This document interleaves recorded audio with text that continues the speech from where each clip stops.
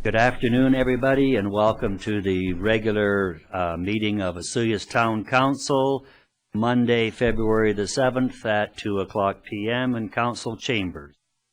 The first item would be the adoption of some minutes. This would be the Committee of the Whole minutes from January the 17th and regular open minutes from January 17th for adoption. Is there any discussion on those minutes? Hearing none, we'll adopt those by consensus. We're going to have a few changes in the agenda here, so we'll just have to bear with me as we get through these as we can. But the next item of business is business arising from the prior minutes, item C. And from the January 17th meeting, regular open meeting, there was a resolution on Gyro Beach, motion 2011, moved by Councillor Rhodes and seconded by Councillor Ryan, and resolved that Council accept the proposal from Lunatico Board Shop for the term of May 15th, 2011 to September 15th, 2011 at a rate of $2,000. Subsequent, we had our meeting today, our in-camera meeting today. I'm looking for a resolution from Council to defeat that motion that was brought forward, or to deal with that motion that was brought forward. Thank you. Councillor Chazzy, for the resolution, please, to defeat that. Would just be a vote on that motion. Just on that motion. Okay. You just put a vote out for that motion. Okay, and the seconder? Seconder? No, the motion stands as it is, and you just need to vote now. Okay, we just need to vote now. Thank you. Okay, all in favor of the motion? One in favor? Opposed? That motion has been defeated. So after the meeting we had today, Council has decided to look at a request for proposals for Gyro Beach. We're revisiting this. After discussion during the Committee of the Whole meeting this morning, Council should consider not accepting any of the proposals received during the previous request for proposal process for the use of Gyro Beach, and instead should put out a new RFP for the use of Gyro Beach with the following parameters. That a minimum of $3,000 lease rate be placed on the property, that the use be strictly for water-based activities. Non-water-based activities will not be considered. That Council will be seriously looking at the ecological impact to the area for any of the uses. No use of personal watercraft for ecological and safety reasons. That the design panel will be reviewing any structures that will be in the proposal, and that all structures must be of a temporary nature.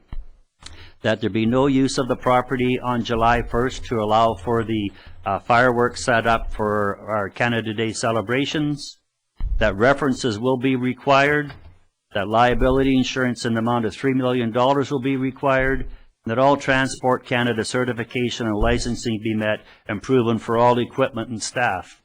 And some of the rationale for this was we got out there and we really had received apples and oranges, and it was hard to delineate and differentiate between the different proposals. I don't think Council was stringent enough in the guidelines on what we were asking for, and so because of that, and there was quite a bit of disharmony with coming in with the proposals as received, we are going to reissue that RFP with tighter guidelines.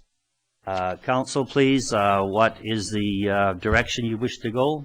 Councillor Ryan? Thank you, Mr. Mayor. Yes, I'd like to propose and move that staff be directed to re-advertise the request for proposals for use of Gyro Beach for the term of May the 15th to September the 20th, 2011, with the following parameters being set. That a minimum $5,000 lease rate be placed on the property, that the use be strictly for water-based activities and non-water-based activities will not be considered. The Council will seriously look at the ecological impact to the area of any of the uses. There be no use of personal watercraft for ecological and safety reasons. that the design panel will be reviewing any structures that will be in the proposal, and that all structures must be of a temporary nature, that there will be no use of the property on July the 1st to allow for a fireworks setup, that references will be required, that liability insurance in the amount of $3 million be required, and that all Transport Canada certification and licensing be met and proven for all equipment and staff. Thank you. Seconder, Councillor Rhodes. September 30th.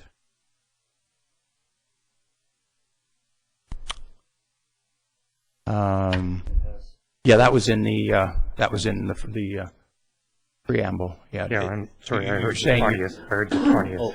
Yeah. Okay, it was September 30th. And just Jackal? want to confirm the amount. Was that $3,000? $3,000, yes. Okay.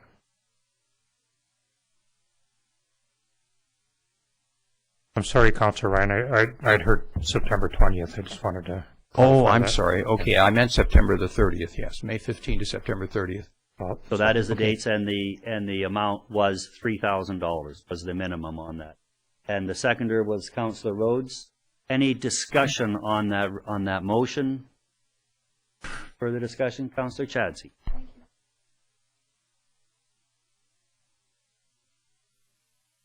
Thank you. I just want to point out at the last meeting, following the motion that we just defeated, there was a motion that that said that council postponed consideration of the Gyro Beach license for use. So the decision actually was made at the January 17th meeting that indicated to council that there were some issues that we wanted to resolve, and that's why the first motion was never addressed. On this one here, I did the January 17th meeting. I had a problem with the amount, which was between $1,500 and $2,000 for the season, and I had a real problem with that amount and our lakeshore. So I'm glad to see that that's addressed. And also, I'm glad to see that we have more environmental control over the types of uses. And the other thing that bothered me was that we have addressed is that there were some RFPs that dealt with non-water rentals, and I think that there's plenty of other places within our community that type of rental could take place without being on our lakeshore. Thank you. Good comments. Anything else, Councillor Cronmiller? Thank you, Mr. Mayor. I, too, looked at what we had previously, and I had some concerns over some of the things that we'd seen in the proposals that we had received. The structure, a permanent type of structure for 6 months, I was concerned of how that would look in our park, and it's a jewel that we have, that park down there, and I think it's really important that we consider what we do. We've had a previous contractor in this area for very many years, and I think this is a real opportunity for us to review what happens in the park, take a look at the remuneration that we receive for people using things, contracting out activities in our park, and I think those are really important too. So I'm really pleased to see that we've taken a serious look at this, come back with something that I think can work a lot better than what we had before, and I look forward to the proposals that we'll receive given these directions that we're giving to. Thanks, Councillor Cronmiller. Any further discussion? Councillor Ryan, Yes, please. thank you, Mr. Mayor. Yes, there was, I certainly support what Councillor Cronmiller said. There was another motion that we made that was actually the content of the report we received from staff when we reviewed this matter again, and it was that they provide us with a report that gives an assessment, a relative assessment of the merits of the three proponents, and particular attention to some of Council's issues, which were the riparian, the ecological footprint, and the structures that were being proposed for the use of the the vendors. So I think we've got a much better formulated request for proposals, and I was pleased that there was an interest from 3 proponents, and we hope that they will come back again, and perhaps there might even be others. So I think we're in a much better position now to say what council's wishes are regarding this site and the uses of it. Thanks, Councillor Ryan. Other discussion? Hearing none, all in favor? Opposed? Carried. That has been passed. Another item under business arising from prior minutes was coming from the regular open meeting of January the 17th was the resolution by Councillor Rhodes and Councillor Ryan that this be postponed to today's meeting, which was the variance situation. Mr. Armstrong, please. Good afternoon, Mayor and Council. Just to provide some background, there was a variance application for 68113 Meadowlark Drive, Reflections Guest House. They wish to enclose their existing porch to enlarge the front entrance of the house, and this is a variance to the R1 setback to 1.2 meters. So at the January 17th meeting, the applicant presented some new information regarding installing some additional windows as well as fencing. So staff had raised concerns about people egressing from Reflections Guest House, tourists that were unfamiliar with the area, and there's an adjacent vehicular easement. So they would egress and very close to this easement where there's traffic going by, but the fence will mitigate any safety concerns, and it's a win-win situation for the applicant, who will be able to enclose his porch and looks after the safety concerns. On the subject of the easement, when drawing the Southeast Meadowlark plan, staff looked at potentially putting a road through that area, but our engineer saw that it was unrealistic to get a 16-meter wide right-of-way. Staff has spoken with the fire chief in greater detail, and he's supportive of a fire lane eventually through that area. So in the recommendation, staff is now recommending that we support that the variance be approved, but that the applicant and owner, Mr. LaFrance's cooperation be ascertained. If we ever eventually put a fire lane through the area, we ask for his cooperation. So this is so now that the safety concerns are addressed, it's a win-win situation. And as far as organizational impacts go, over time there's a potential for quicker fire response time. The fire chief spoke that this could be beneficial if there's ever an arena fire. There's 2 different ways of getting to the arena. If this is long-term planning. Also up to the Dividend Ridge subdivision, there'd be a quicker route as well. Okay, thank you. Any questions? Councillor Rhodes, please. Sorry, no questions. I was going to move right to the motion. Okay, that's fine. I'd move that we approve the variance of section 8.2.2.1 of the Town of Osoyoos zoning bylaw 1085, 1998 to reduce the exterior side lot line setback from 3 meters, 9.8 feet to 1.2 meters, for the purpose of enclosing a porch as per the attached survey. And I'm going to need some help in how to word the rest of that portion in there about the fire lane. And that a letter be sent to Mr. LaFrance requesting his cooperation to eventually provide an emergency fire lane connection that would allow fire vehicles to pass through between 74th Avenue, 62nd Avenue. Perfect. You seconder for that? Councillor Chadsey. Any discussion? Councillor Chadsey. Thank you, Mr. Mayor. I support the motion. I do have a question about the fire lane, and staff proposes that Mr. LaFrance cooperate, that we request his cooperation in the future. I'm not sure, is that a little bit loosey-goosey? We need the cooperation of the property owner at the time we're ready. We require that cooperation from the property owner. Am I understanding that? It would be nice, or we require it? It would be nice because, in fact, we would be, the fire lane would be going on the adjacent property to the west. It wouldn't be on LaFrance's property.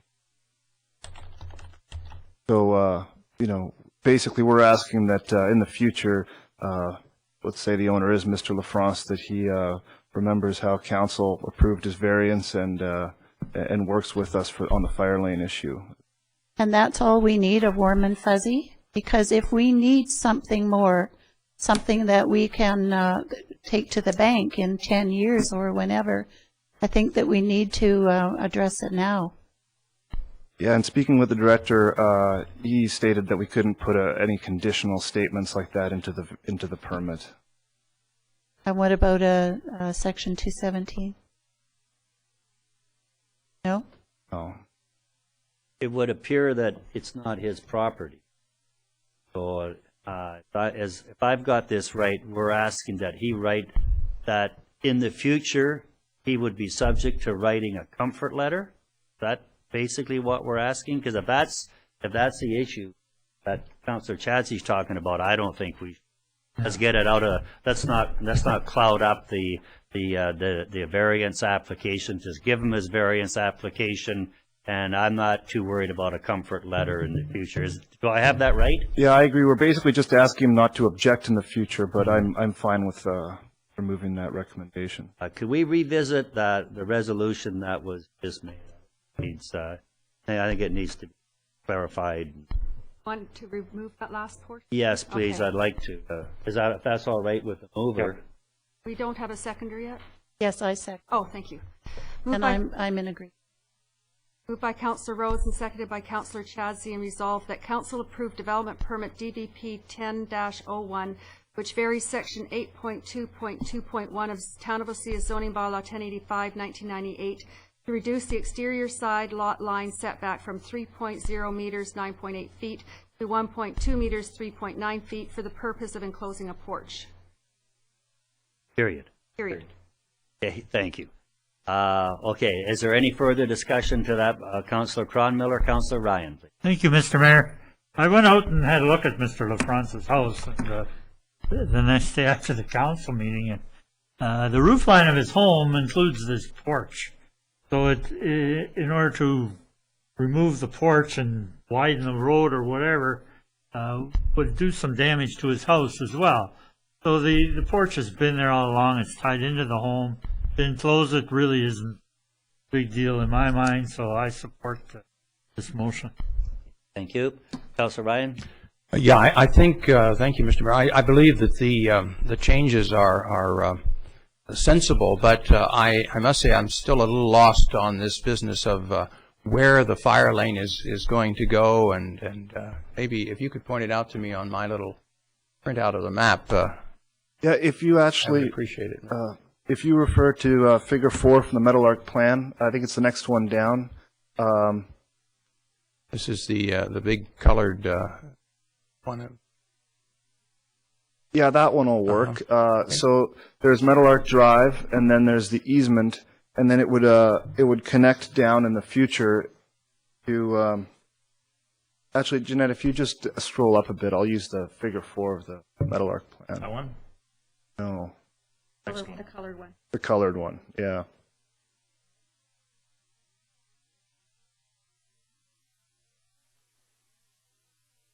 Previous reports. There we go. That was the one. So it would run from the north, and then it would run by Reflections Guest House, and then connect onto the property south of Reflections Guest House with the cul-de-sac below. So it would be narrow. So we would be taking land to the west of that. Yes. Yeah. So, but that's not his property. No. Okay. So. This is when an opportunity presents itself when the property to the south of Meadowlark Drive gets developed. Right. Staff would try and work that out. But we're convinced now that by giving this variance, we're not going to jeopardize our putting in any necessary road that would connect right through that property. along the dotted line there. Well, the porch is existing, but in order for him to enclose it, it's not just enclosing it, but he'll have to put in footings underneath underneath the existing foundation there, redo that foundation. So there's significant improvements there that if we ever really wanted to significantly widen it, with this being in place, we're kind of stuck to the 9 meters that we have there. But we're looking at purchasing or at making a deal with the property to the west. It's not really Mr. LaFrance's property. We're going to go with a narrower lane now. It's our option. Mm-hmm. Of course, that's also agricultural land. Mm-hmm. That didn't come out of the agricultural land freeze to the west. So, you know, and about all we were asking for was a comfort letter. I don't, that should be a. Anything further? All in favor of the resolution to grant? Opposed? Carried. And I guess I'd just like to comment on that. It was sort of a neat process because it had been turned down, and the applicant came and his agent came before council and the planning staff, and we all had an opportunity to kick it around, and the end result was where we are today. And congratulations to the applicant for getting that development permit. Doesn't really change anything. In fact, I think he's made a safer condition for the people. It is a public place. It's a B&B, and I think he's made it safer for the people that are living there by having that access and putting up fences and things like that. So I think it was very positive for this. Thank you. Thank you, Mr. Armstrong. The next item is also under business arising. And basically it was what we talked about earlier this morning at our committee of the whole meeting, and it's the next steps that were taken in regard to the school closure. And council has taken it upon itself at this point to spearhead an action group. We're just not sure what form that's going to take at this point. I'm sure council can talk to it, but we're going to spearhead an action group to deal with the potential closing of the secondary school in Osoyoos ever. We got off the hook this time, but we certainly don't want to be facing those same questions 2 years from now or 2.5 years from now. So we think we should be getting a committee together from our community and parents and kids and all that. So to that end, there's also a very special resolution coming at the end of this. So I'm going to ask for council to present what this is going to look like. Councillor Chadsey? Thank you, Mr. Mayor. Well, we did at the COW meeting this morning. We had quite a discussion. As the mayor said, we managed to dodge a bullet, but it will always be there, and we need to do what we can in the long term so that this doesn't happen again. Some of our discussion this morning was whether we should go immediately to a public forum and just all meet and find out how the public thinks we should continue on, or whether council should advertise and put a committee together who would then advise council on how we should proceed. Members of the committee would include, of course, parents and the school board, students, we hope. You know, there's such a diverse area out there. We have a sustainability committee. Maybe people from that could also sit on it.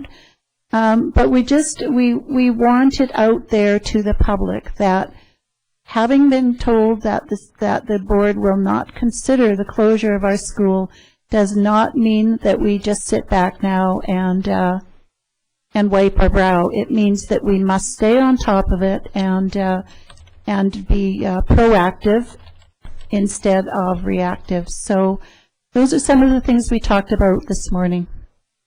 Thank you. Did you want to make the, seeing as you took that lead, do you want to do the resolution also? You mean the lead you gave me? Well, I'm not sure what the resolution would entail, but I will make a resolution. Well, we have one. There's one here that should be brought forward. Oh, here we go. Oh, you mean the resolution from this morning's closed meeting? Well, as a part of our efforts to help the school board, we know that they have the learning center in the downtown, and one of the recommendations that the school board was looking at, along with the closure of our school, was the relocating of the learning center because it's quite costly where it is. And so this morning, part of our discussion centered around how we could help the school board. And so this morning at the in-camera, council passed a resolution that in light of the budgetary issues the school board is currently facing, that they be advised that the town is willing to offer rent-free use of the building located at 8701 Main Street, and that is our is commonly referred to as the health center building, for an initial term of up to 5 years for the purpose of the learning center. So this will be news to any of the school board who happen to be watching this this council meeting, because this only happened this morning. We've not obviously formally informed them, but we're hoping that that will assist them in recovering some of the costs that are associated with their dilemma. Thank you, Councillor Chadsey. Councillor Rhodes, please. Thank you, Mr. Mayor. Council, just to paraphrase this a little bit, is really stepping forward right now and making a bold statement that we're here to do the right thing to help to keep our high school in our community. And, so many people were so energized by the fact that the high school was going to close. And I'd like to send out that message and really emphasize that, it's not necessarily going to be open now. We're in a bit of a respite here right now and have another opportunity. So it's really, really important that that energy that was put into telling council that they need to do something to keep the high school here needs to be transferred into a solid plan on how our community is going to work together to keep this high school here.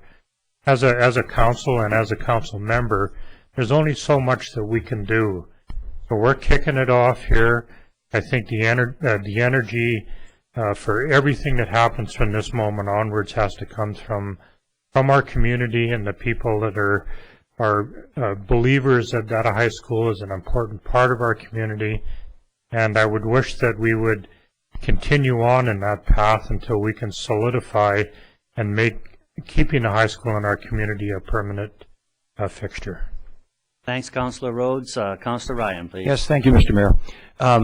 Yes, in addition to what Councillor Chadsey and Rhodes said, it's important to realize that in the minutes that we approved today, the minutes of the last regular meeting, we established, not only did we take our one award, our one scholarship, and increase it from $500 to $750, but we added two more scholarships at $750 each.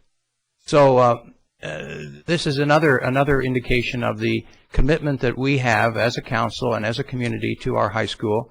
And you're going to see in some of the matters that come up under business today, a number of waiving of fees in the Sonora Center for the purpose of our elementary school and other school-related activities. So we are making a very bold statement here that this high school and our schools here are here to stay, and this council and this community are firmly committed to their existence and their continuation. Thanks. Councillor Cronmiller, please. Well, on something this good, everyone's got to have a word, I'm sure. Well, I'm kind of going to leave it at that and say that my other councillors have filled in quite well for purposes of speaking of the high school. Although there is something else, and I'd like to make a resolution once we're done with this one, if you would, Mr. Mayor. Okay, thank you. And I guess just summing up where we are, this is worth over the 5-year potential. This is worth over $100,000 that we're committing you know, it's our building and we're going to not get any revenue from it. So we're pretty excited that we're putting this forward and helping to be part of the solution for the school and the school district. And after we vote on this, I'll call on Mr. Newman just for a little overview of where we're going to go committee-wise within the town on it. Is there any further discussion on? All in favor? Okay, that was actually voted on earlier. Yes. So, Oh, yeah. so it was Yeah. just being read into the minute. Released. Thank you. Mhm. Mr. Newman, do you want to just give us a bit of that discussion that we had about what we can do committee-wise here and whether it's going to be a task force or? Yes, thank you, Mayor and Council. This morning, and reflecting on that, we did talk about the way we're going to move this forward, and it basically is going to be just the base and get together community members to identify the issues, and then whether it be a subcommittee of council or, as the discussion went on, it could be a committee of its own that moves forward and wouldn't be relating directly to council. But I think it was mentioned that we would look at identifying certain individuals, certain organizations, and request them or if they would be willing to support this direction by having somebody sit on a committee.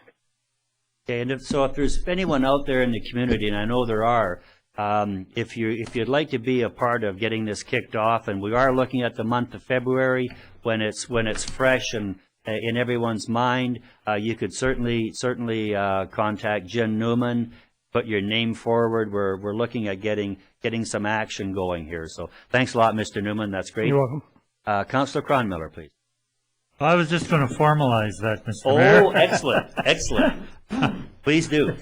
I wanted to move that we direct staff, and particularly maybe Mr. Newman, our Economic Development Officer, to begin looking out for potential people to serve on a committee to look at ways and means to retain our high school within the community. I don't know else I want to put all that. And be an ad hoc committee. And so it's in essence separate from council. Right. And basically that's what Okay. my motion. Okay. And I like that ad hoc part. It should be. Councillor Ryan for seconder. Further discussion? All in favor? Opposed? That has passed.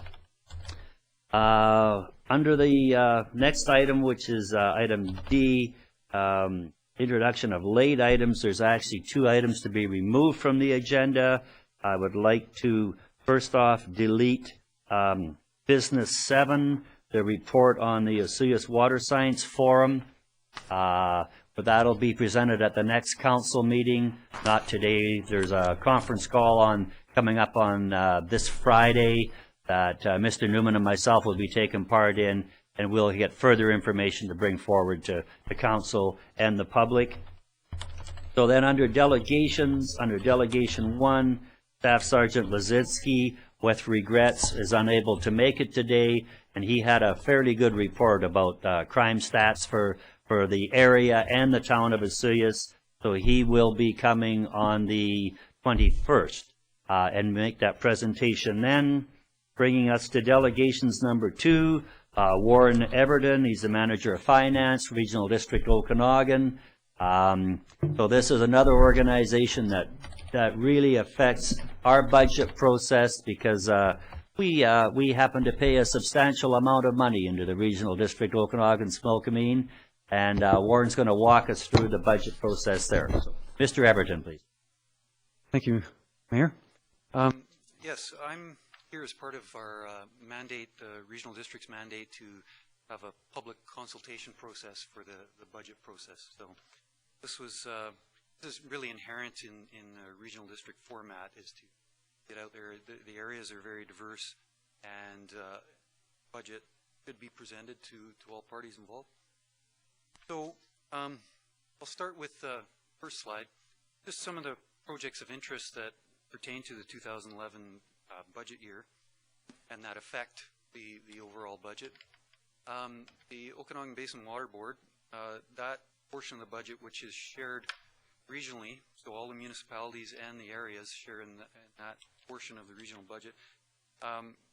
The major item affecting that budget this year is the addition of the UBCO chair, water chair, that Okanagan Basin Water Board is going to fund this year, so that gets spread out between all the funding partners.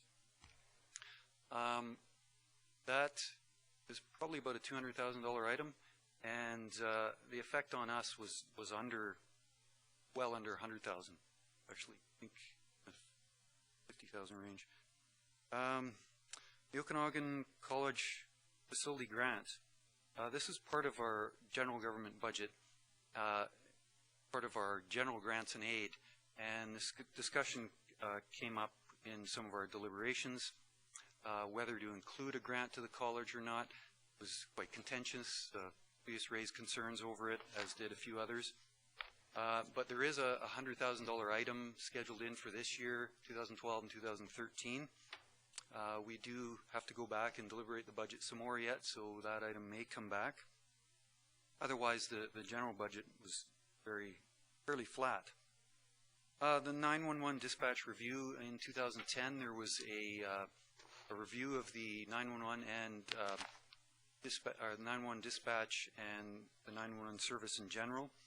That was a $30,000 item that looked at what we're getting for our money, essentially, and made some recommendations. And so our 911 budget drops a bit this year, but this is the year we go out to RFP to look at different options out there. Right now, 911 is split between dispatch is through the city of Penticton, and then another portion is through Central Okanagan Regional District. So we're going out to RFP with that. We've given notice on that service, and but the contract doesn't end till mid-year. So for this year, there's somewhat of a status quo number in that budget. Trails Master Plan, there's a project that was approved in the draft budget to look at all the regional trails and the regional park system and how it all interconnects and come up with a major plan for the regional trails. So that should benefit the whole area. And then another item that is carry forward from the previous year is an interregional transit system. There is some gas tax money set aside to look at planning transit up and down the south end of the valley from Macias to Penticton and to Summerland. And so that money has been rolled over, and we're somewhat waiting on BC Transit to give us a proposal and sort of buy into the process. Oh yeah, budget process review.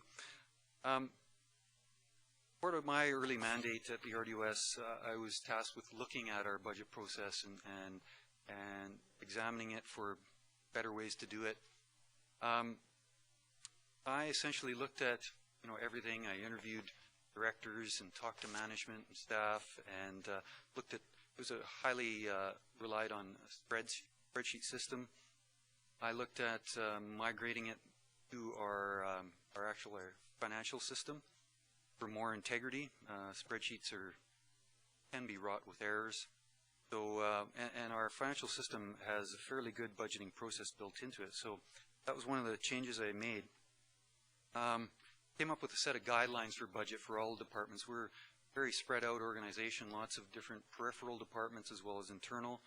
I came up with a set of guidelines with lots of reference material in it for reserves and debt, and guidelines for what accounts to use, all these kind of things, and had budget workshops to get everybody on the same page. And we always start with a status quo budget, essentially any items that need to be rolled over, or items that are essentially have to be there and are affected only by inflation or consumer price index, and then look at items that we want to add, new projects, or even deleting various projects or services even. And those are brought forward to the board for either buy-in or deletion. Our 5-year financial plan has to be adopted by March 31st of every year.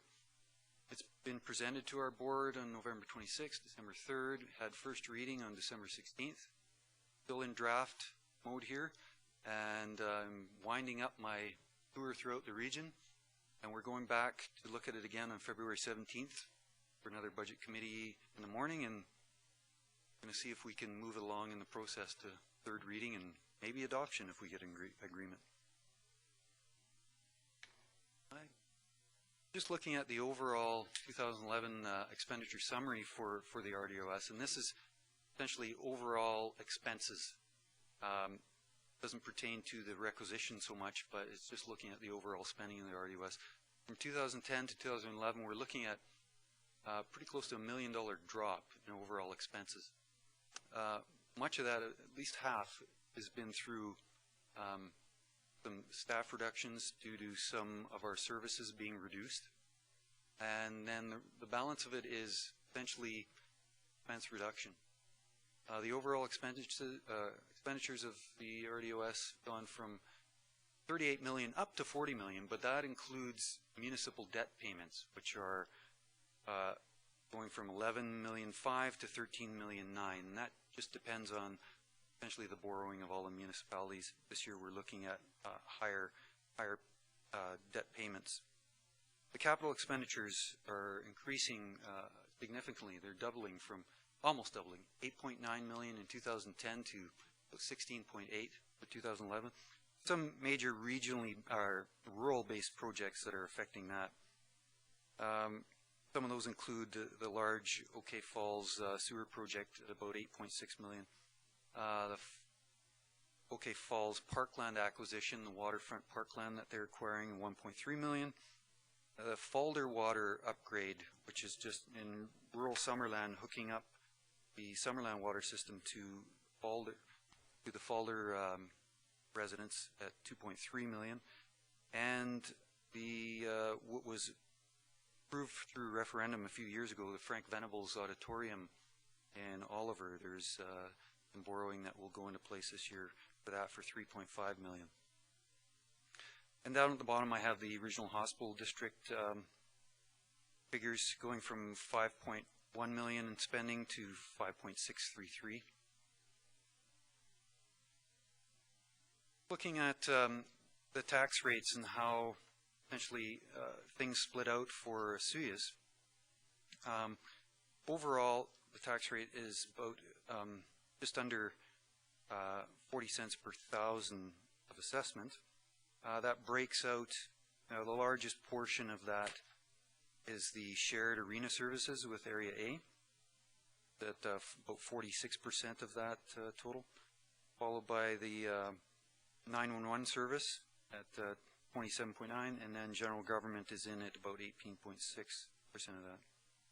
On the general government side, that's always been an issue between the municipalities and the regional district, that the general government is a very broad term, and what does it mean for the municipalities? We've been gradually trying to go to more of an allocated out method, where we allocate out the expenses from general government to all the departments. Essentially, we've covered all the overhead costs. What remains in general government now is mostly salaries and wages on the corporate side as well as the finance side, and the grants and aid and that type of thing. But I also have it in my mandate for this year, in my plan, is to look at more of that and split it out to what really belongs in general government versus the electoral area admin portion. So there needs to be some rebalancing there, and we are planning to do that. We did a little bit this year. We're looking at more for the coming year. Some of the other items in that tax breakout are mosquito and noxious weeds, pest and nuisance control. The mosquito side is about 4.2%, and then it goes down from there. So the handout I gave you on the requisition, based on the draft numbers for the town of Vesuvius, this slide summarizes that sheet. That was the separate sheet that looks like a spreadsheet. It is a spreadsheet. Looking at overall on the regional section, which is the upper portion, the first subtotal, that section is dropping about just over just under 8.4%. for the town of Osoyoos. Some of the notable items in there are the solid waste management plan is dropped by about half. That essentially, is a budget that's for planning purposes. And over the years, as things were planned and implemented, some of those ongoing costs stayed in that budget, like recycling programs, Bear Smart programs. Well, those have now migrated to the landfill sites where they belong. They shouldn't be in the plan portion. So it's a bit of a reallocation on that line item. On 911 and protective services in general, got a drop of about 8,100. And that has to do with the study that was done for the 911 services that cost us 30,000. So we don't have that cost in there this year. Plus, there was a bit more of a drop. The 911 we've kept relatively flat, but the emergency planning side has dropped somewhat. So that's that item. General government has remained relatively flat, like I spoke of, but the increase is mainly due to that grant and aid that was added in for the college. The air quality budget, you'll see that has gone to zero. Essentially, there are still air quality items in our budget, but once again, we looked at the service. It originally started as, something where we obtained grants to cover certain programs and get them going. Well, now those programs are going. We've migrated what remains, like the wood stove exchange program, and the wood chipping program over to the landfills as well.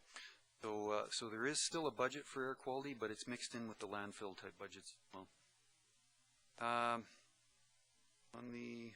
Looking down the page a little bit more, regional growth strategy. There's a bit of a drop there, but there's still some work to be done there. The biggest part of that last year was the greenhouse gas study for emissions targets.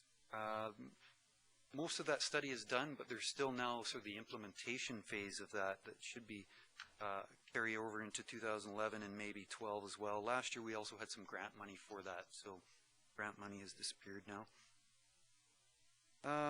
SIR is relatively flat for the year. OBWB, I spoke of the slight increase there. And then the shared services too are up about 1.26%. Last portion of my presentation is just to talk about the Regional Health District.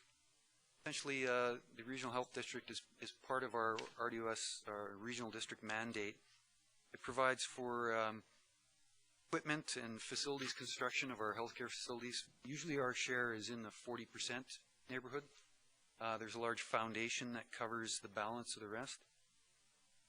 Looking at the hospital district budget, the tax requisition on that side is going up slightly, about just under 1.5%. We have a transfer of reserve coming in for $700,000 to get our major capital project, the 10-year timeline for the Penticton Regional Hospital District, or Regional Hospital's ambulatory care facility that's being planned. About a 10-year horizon for that. But we are starting with a business plan, and this is done through IHA and the province for a proposal to go through to the province. So that's the $700,000 is being brought in from reserve for that purpose to get that off the ground. Other income has to do with the mostly interest on the reserves. There's fairly large reserves building on the Regional Health District. It's up around 18 million. But this 10-year horizon on the ambulatory care project, looking about a $150 million project. So we are going to have to come up with about $55 million for our share. So you see further down on the page on the slide, the transfers to reserve at about 2.9 million. Last year we were at 3.557 million, but about 2.5 million could carry us through for the 10 years. But there's a little bit more transferred to reserve because every year we have some capital projects that come into being. This year those capital projects, it says capital grants on the slide, but it's the capital projects that IHA identifies that Interior Health identifies that they want to take on this year. that we bring forward to our board. So this year, there's actually about 1.1 million of these projects. The other 700,000 is the spending on the business case for the ambulatory care facility. And some miscellaneous expenses for total expenditures of 5.633 million. That pretty much ends my presentation. Any questions on the... Thanks, Mr. Everton. I'm sure there'll be a couple of questions from council. Any questions on the budget? Well, I guess I've got one. So if I'm looking 2011 and 10 total 667. So is our requisition down $15,000, $16,000 from last year? $16,000 from. So does that reflect into a taxes going down through our Osuya's budget, Mr. Zackel? Could. For the regional. For the regional district, it does. Okay, okay. One other question. Under general government, that was one of the big solid uptick items. Yeah. What was that about again? Did I miss that? Well, there was some reductions in general government. There's a few less staff. Finance lost a staff member, and human resources did as well. But in general, that budget stayed relatively flat. We now have shifted a little bit of our IT budget there as well. A lot of the equipment has gone there, and we also included one of the staff members in that budget as well, in the IT budget, so it could be split out between all the regions. But really, that kept the budget pretty flat. But the one uptick there was the grants and aid. On our regular sort of grants and aid to some of the small societies, that kind of thing, we stayed relatively the same. We're about $35,000 a year on those grants. But the big uptick there was the Okanagan College grant, which is at $100,000 in the budget right now. And it was a fairly close vote, as you know, on that one, and I expect it to come back again. So really, that is the biggest one that changes that. Thank you. And I guess, Councillor. Thank you, Mr. Mayor. Yeah, great report. So would it be fair to say that Asuyas is doing our part to make the financial picture of the RDUS look better than... is that a good conclusion to draw from this? Well, essentially, Asuyas shares in paying for the services that the RDUS... Well, we're not sharing as much as the other communities, obviously, because your overall expenses are up considerably. Overall expenses are up, but that doesn't mean that requisitions are overall up, because there's lots of grant money and borrowing that comes into that. So in the overall... Actually, I showed that the overall expenditures were down quite a bit from 2010. There was about $1 million drop, and about half of that is from staff reductions. So you're seeing the benefits of that. You know, that's where you're seeing the $16,000 drop. That essentially what it means to you. You know, there's some mitigating factors in there because we have the shared service with the arena. So essentially, that's, you know, the town running the facility, filling out the expenses to the RDUS, and then we split it out between Asuyas and Area A. So, you know, and there's some uncontrollable factors in there too, these other boards like SIR and OBWB. So, you know, without those kind of factors involved, you know, just the pure RDOS services, it's 8% drop. So, I don't know if that really answers your question, but sure, yes, you're doing your part. Thank you. That's all I wanted to hear. And Councillor Cronmiller. Thank you, Mr. Mayor. I don't know if it's the right spot. I kind of think I'd let the mayor take this to the meeting. But there's a couple things I'd like to comment on, and just when I see these things in here. One is certainly the Okanagan College facility grant that when I looked at it, and I've commented on this before over the last few months, when I look at the extravagance of that building and closing our high school, I'm weighing the value of the money that goes to the building. And it could have been a little less building and still done the same job. Certainly a need for the college, but extravagant, I don't know. Right. So I expressed some concern. Just giving more money to a provincially funded situation that the province should cough up the money, although eventually it does all come out of our pockets. Right. And that, the college facility, you know, they're essentially looking for $5 million. They had a $5 million budget shortfall. But, you know, and this came up at our board meeting as well, is that they're already building it. It's already happening. And they're sort of coming after the fact and more expensive than we thought, essentially. Can you help? And it might have been more appropriate to come up front and look for, you know, buy-in partnerships ahead of time. Anyway, so there's many contentious issues there. Exactly. I understand them. My other one is, when I look through this, and certainly I always like this part where it's reduced. I think that the people of the Soyuz will really enjoy that, but the next time somebody phones one of us or the town staff about the quality of their air because of the burning of trees and the smoke in the valley, I think we should direct them to the regional district, and I'd like you to take that back with you because I think we reduced $16,800. People are going to see that in our area. They'd rather spend that money, I think, to see value than to see it taken out of here and have our air polluted like that. And I think that's an important thing that I'm sort of disappointed to see it moved. Those are just my comments. And that definitely has been expressed at the board level, and I can bring that back for you. The wood chipping program will still exist. It's just the promotional side, the groundwork that was done may be lessened, and you know, without the person there, it definitely could be. So, right, there could be issues there. Thank you. And of course, as we approach spring and burning season, the reason that came out was most of the people in the towns got tired of the people that were one orchard out of the town boundary, and they were burning, and yet nobody could burn in town, and we were spending all this money. It didn't have any teeth.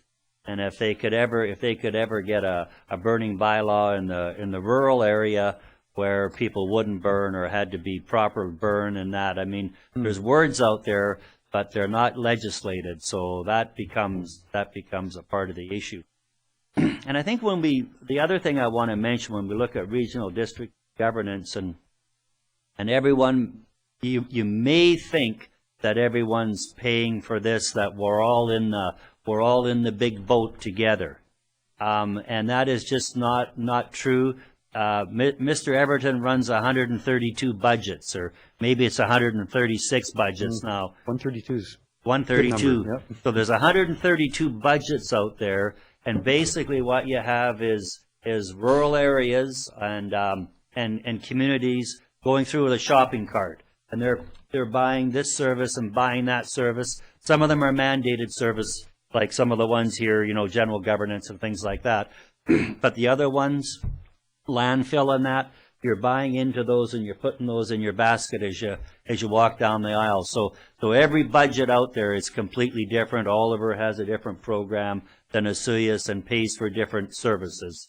So it is well separated, and Mr. Everton is working harder to do more separation, and with time tracker and things like that, and all the staff reporting where their workday goes. I don't know how small a segments they get into, but when they report that helps further delineate the costs and charges into different categories. So really working hard at keeping it down. That 9/11 dispatch through the city of Penticton, through their fire department, when we had that report done, and it cost $60,000 or $70,000. It was 30. Was it 30? Okay, Yeah, I'm 30. sorry. Yeah. When it was done and the report came back, and we seemed to be paying an awful lot of money for fire dispatch. So they all go through to Kelowna first, to police, and then the ambulance goes to Kamloops, police stays in Kelowna, and fire goes to Penticton. but I believe we were in that $500,000 It's 550, range 550. fire dispatch. So that is actually being out there and shopped around, looking to see if there's other efficiencies. Another point to bring up there is that the consultant also looked at call volumes, where those volumes were coming from. And so essentially we share out that service just based on assessment, and Penticton comes in at about 40%. But really, looking at call volume, Penticton was more towards 60% of the actual call volumes. We're going to try and look at ways to split it out based on call volume, because we don't have to do it on assessment, we can do it on actual usage. Okay. Yeah. Okay. Yeah. So that's another important point. So that may go down further for you. If that. Right. Well, we're always looking at efficiencies, that's for sure. We're looking at some numbers going down is always good. Yeah. Council, any further discussion on that? Okay. Thank you very much for your report, Mr. Everton. Okay, back to the agenda. Under water matters, none. Under correspondence, there are a few items to deal with.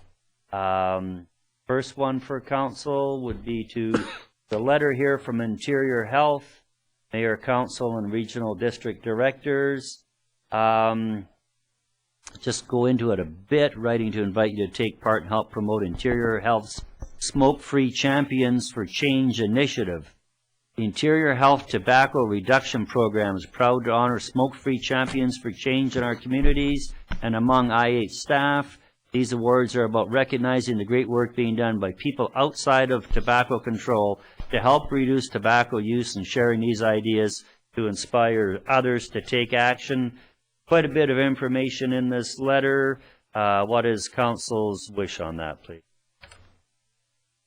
To receive? Motion to receive. Okay, thank you. We can just receive that into the minutes. Next one is a little more closer to home, a little more interest. An emailed letter from Carol Bone about the Pioneer Walkway and the amount of hours. And maybe there was is this the one that has the bit of the wish about a landscape person being hired from the town of Vesuvius? So, Council, any comments on this, please? Councillor Ryan, please. Yes, thank you, Mr. Mayor. Yes, I think we should acknowledge this letter by replying and congratulating Carol and her team on the work that they do, because it is a highly visited spot in town, and we have a budget coming up, and I think we should bring again this business of some help for their efforts from our town staff. Okay, should we instruct staff to look at a response on this and make sure we've got what we wanted? Mr. Zackel? I would recommend that this get brought forward for. Okay. At that time, all the directors would help by council. Okay. That's good. And that happens to be coming up very soon. Okay, great. Budget deliberations, then we'll deal with it. And I believe I've sent Ms. Bone a letter thanking them for their input, but we can get that with the financial. And if there is a gardener position to come forward, I think that would be great news for everybody. Third letter of correspondence, Water Act modernization. Any comments on that from council? They're asking for any input that we have on the Water Act modernization. This is coming at us through SILGA. Councillor Cronmiller, any comments on that? This is just looking for encouraging us to respond to the Water Act, say it right, yeah. Water Act modernization and the zero net deforestation to the provincial government, and on these websites it's available, and certainly this is open not only to us but to all citizens of the province of British Columbia, and they're more than welcome to go to these websites and make some response to anything they think could be helpful in this. I think our MLA, in fact, is involved in the Water Act modernization project, so certainly a call to his office as well. The MLA Slater would certainly be in order as well, I would think. So basically, a motion to, just to receive this, council. Okay, that's fine, that's been received. Next item of business is a meeting report for Councillor Ryan.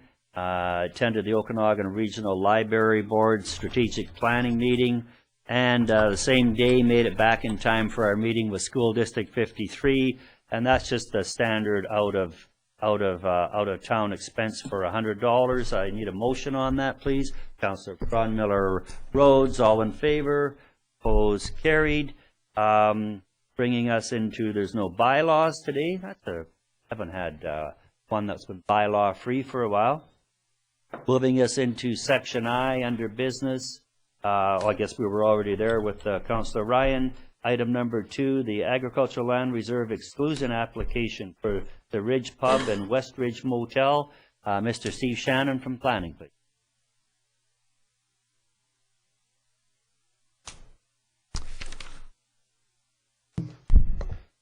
Hello there, everybody.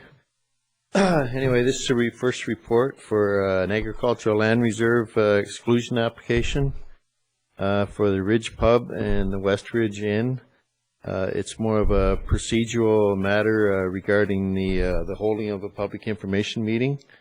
The applicant in this case is Urban Connections, and the application was brought forth by Mr. Bradalenko, and the property owner is Lorem Developments Limited. Let's go through a little bit of the background information first of all. In 1997, a previous application was made to the Agricultural Land Commission to exclude the property from the ALR to allow for the construction of a pub. The motel at the time had already existed on the property. At the time, the ALC felt the agricultural conflict issues could be more effectively managed if the property was to remain in the ALR. And that's reflected in the minutes that are attached to this report. As described in the attached letter from the Agricultural Land Commission to the previous applicant, they allowed the pub to development to proceed subject to buffering from the adjacent property owner. And we've also got an ongoing subdivision application which was submitted by the applicant on November the 18th, 2010.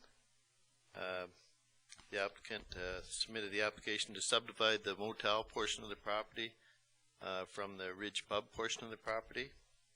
And currently the applicant is working through a list of deficiencies that were identified by me as the subdivision approving officer during the subdivision referral process for that proposed subdivision. Just a brief overview of the application. Again, it was on December the 17th, the applicant Bradalenko submitted the application on behalf of that property owner to exclude the property from the ALR. Presumably, we feel that is to clear the way for the possible subdivision of the property. The OCP land use designation of the property is general commercial, and the zoning of the property is highway commercial, which allows for the current commercial uses on the property. Urban Connections is seeking to have this application proceed to the Agricultural Land Commission pursuant to the Agricultural Land Commission Act. In December, the applicant placed notification of the application in 2 editions of the Osoyoos Times, and as required, the applicant has erected signage notifying the public of the ALR exclusion application. There's pictures of that signage in the attachment that has his full application. Council should be aware that when a local government is considering an exclusion application by owner, that it may hold a public information meeting under Section 20 of the Agricultural Land Commission Act regulation. This is in addition to the applicant's own notification process. The previous applications, such as the Wish property, we were aware of opposition within the community, but in this case we feel that opposition is less likely. Implications. Under A, community, the impacts to the community would likely include farming interface issues between current commercial uses on the subject property and the active agricultural practices occurring on the neighboring property. The only thing else here is budget would just be the cost of advertising for the public information meeting for the town's portion. Your options I've laid out for us here. Agricultural Land Commission exclusion application may not proceed to the commission unless authorized by a resolution of the applicable local government. So therefore, council's options are as follows. Pursuant to the Section 20 of the ALC Act regulation, council needs to make a decision whether or not they wish to hold the public information meeting themselves with respect to this application, and B, if council decides that a public information meeting is required, council could select a date and hold the public information meeting themselves, or council could delegate the public information meeting to staff. So staff have recommended the council direct staff to hold the meeting, a well-advertised public information meeting, and then return the application to council for their consideration of authorizing the application to proceed on to the Agricultural Land Commission. Thanks, Mr. Shannon. Questions from council? Councillor Ryan. Thank you, Mr. Mayor.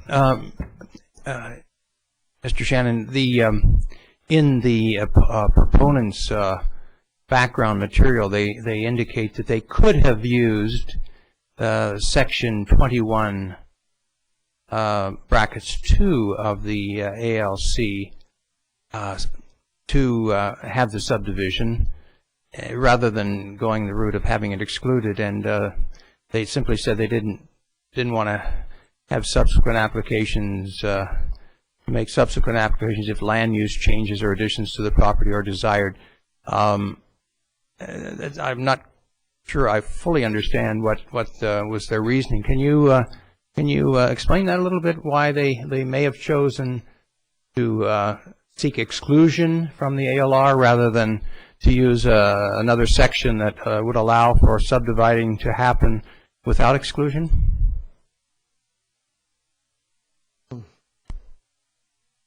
I'm not sure I can. I believe that they have to have the land.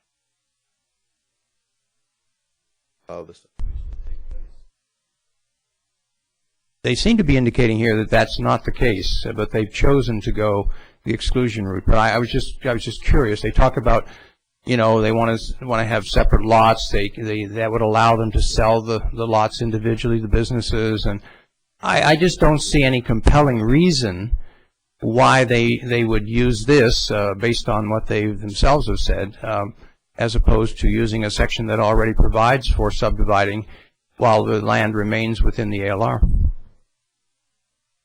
I'd have to go back to the applicant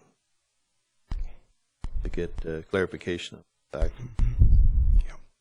They seem to indicate that the current owner, or at least in the recent past, there hasn't been any problems with the adjacent farming property, but another owner might not be quite as benign with the farmer next door. So I'm always curious about exclusion applications, and even more so about this one. Thank you. Any other questions? Councillor Kadzie. Thank you, Mr. Mayor. Steve, I notice on here in your report you talk about council may hold a public information meeting, and that you go on to say that that staff have not seen any indication of any public opposition. And yet you are recommending a public information meeting. And the other thing I want to ask you, and I'm just curious, it's just something I need just cleared up for me. The other thing is that there, as Councillor Ryan has pointed out, there doesn't seem to be any complaints when the pub was built, and we're talking about the Westridge Pub and Motel for anybody out there. When the pub was built, they were required to do some interface between the motel pub property and the adjacent farming, and whatever whatever requirements they had to do are still in place, obviously. So are you anticipating that to remove it from the ALR will cause us to have some interface issues? No, I'm not. Okay. I'm not. It's just that the report says that under implications to the community could include some farming interface. So I just wondered if you thought when the removal of it may indicate a laxness on the part of the property owners. The commission felt that they could interact, I guess maybe in a stronger format with the property owners if there was any problems were to arise back in the day in 1997. Yes. I don't foresee anything happening. They seem to have been working well together for all these years, but just basically something to put in that category of any possible things that may happen with the community.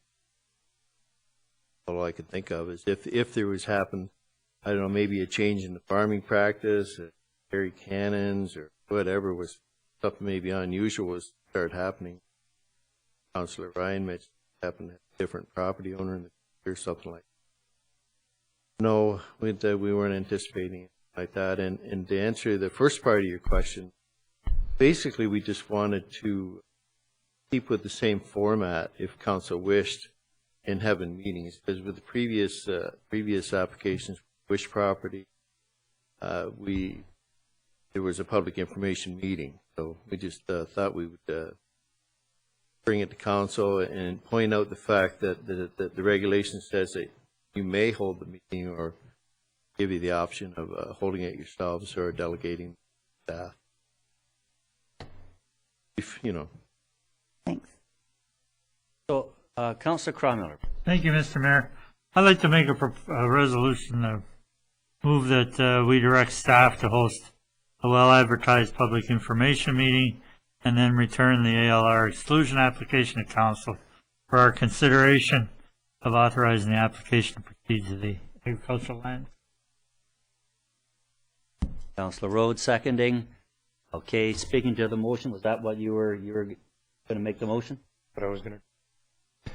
Okay, speaking to the motion, I guess I have a question. How did this ever take place in the first place? How did we get to having the pub on agricultural land? Well, that was what the application was about in 1997. Mark Okay. looks like she was around for it. Yeah. I can answer that. Okay, must have been a hot political potato, I'm sure. It was for the very reason of the farmland adjacent. The hotel or the motel had already been there 50 or 60 years when the property owner recently acquired it and wanted to put a pub in. And that's when he found out that the land was still in the ALR. And so a simple application to correct what he thought was an error, only to find out that no, he would not be allowed to remove the land, but that the ALR would give it non-farm status.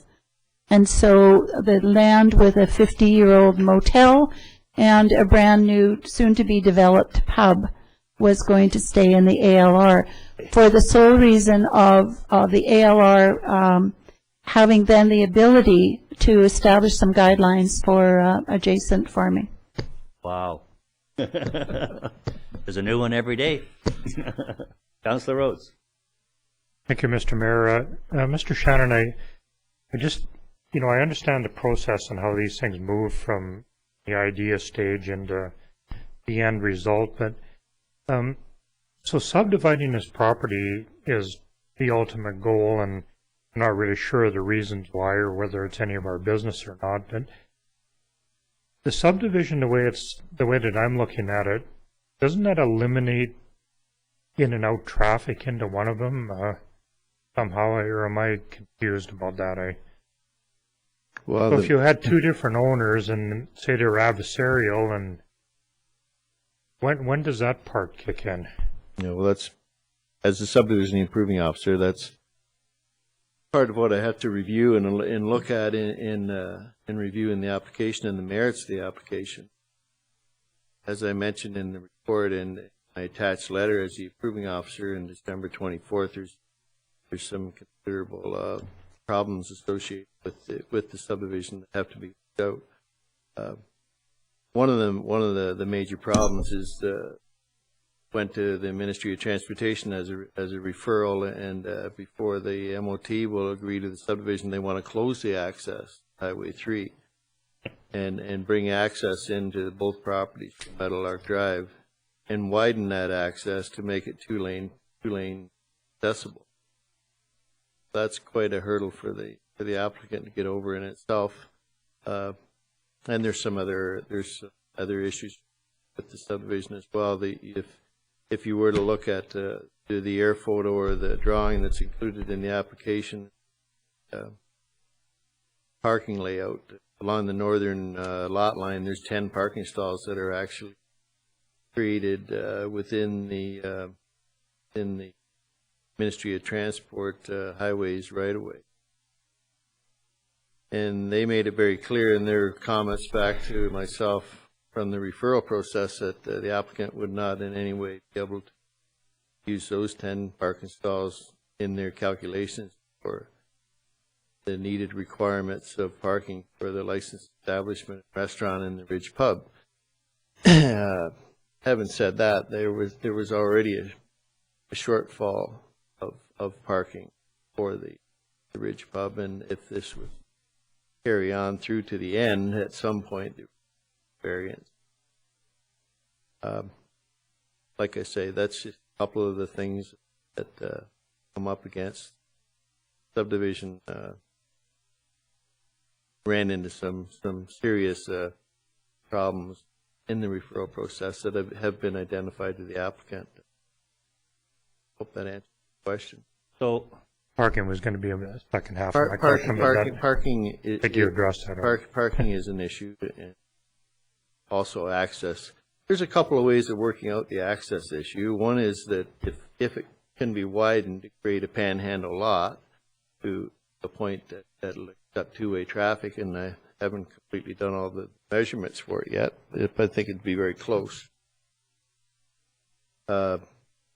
Access could come off just the one end of the lot for the motel portion of the property. There'd still have to be an access through the motel portion of the property for any type of emergency access wanted to enter, be able to egress the property. It may find necessary to come down through the center, but potentially the land's there, and it could be done perhaps. any further discussion? Councillor Chadsey. Thank you. I'm going to, I think I'm going to speak against the motion. For the following reasons. I believe from what the report says that the owners want the land excluded, so they don't have agriculture potential, and they do not want to have to keep going back and back. So it sounds to me like the subdivision aside, they're wanting just to clean up this now 65-year-old issue of the land being in the ALR. And the motion talks about public information hearing, and in my mind, this is just something cleaning up. The barrier, the requirements are already in place for the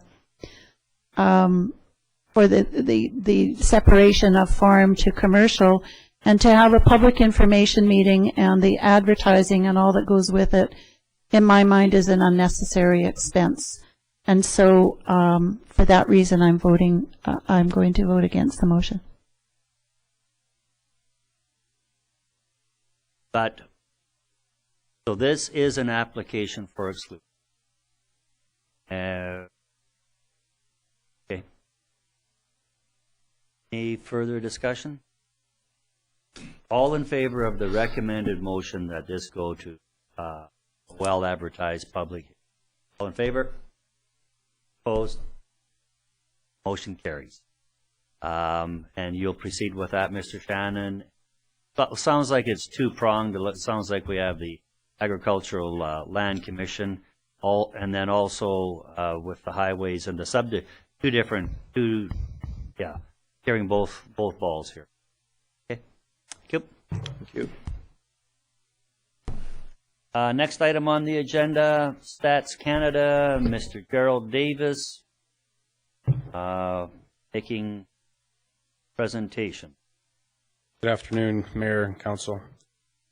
We received correspondence from Statistics Canada asking for free use of the Sonora Community Centre for testing and training census employees. They will be interviewing individuals and doing training sessions with successful applicants. They are requiring a classroom for at least one day and possibly a second day if they need it. And the cost of a classroom as per our fees and services bylaw is set at $231 a day. If they need it for an extra day for fewer hours, it's $23 an hour. In terms of implications, it'll give the community an opportunity to get, or people in the community an opportunity to, get some possible employment. And in terms of the budget, it's the $231 a day as a negative. So staff has made the recommendation to waive the fees at the Sonora Community Centre for Council's consideration. Thank you. Council? Councillor Ryan? Thank you, Mr. Mayor. I was a little astonished at first because they've been high profile recently because of the whole question of whether you must fill in census forms or not. But it seems to me that it's a government agency. They have a budget, and we sometimes have to deal with either federal or provincial elections, and I don't think we give them any preferential treatment in terms of the cost of premises if we rent to them.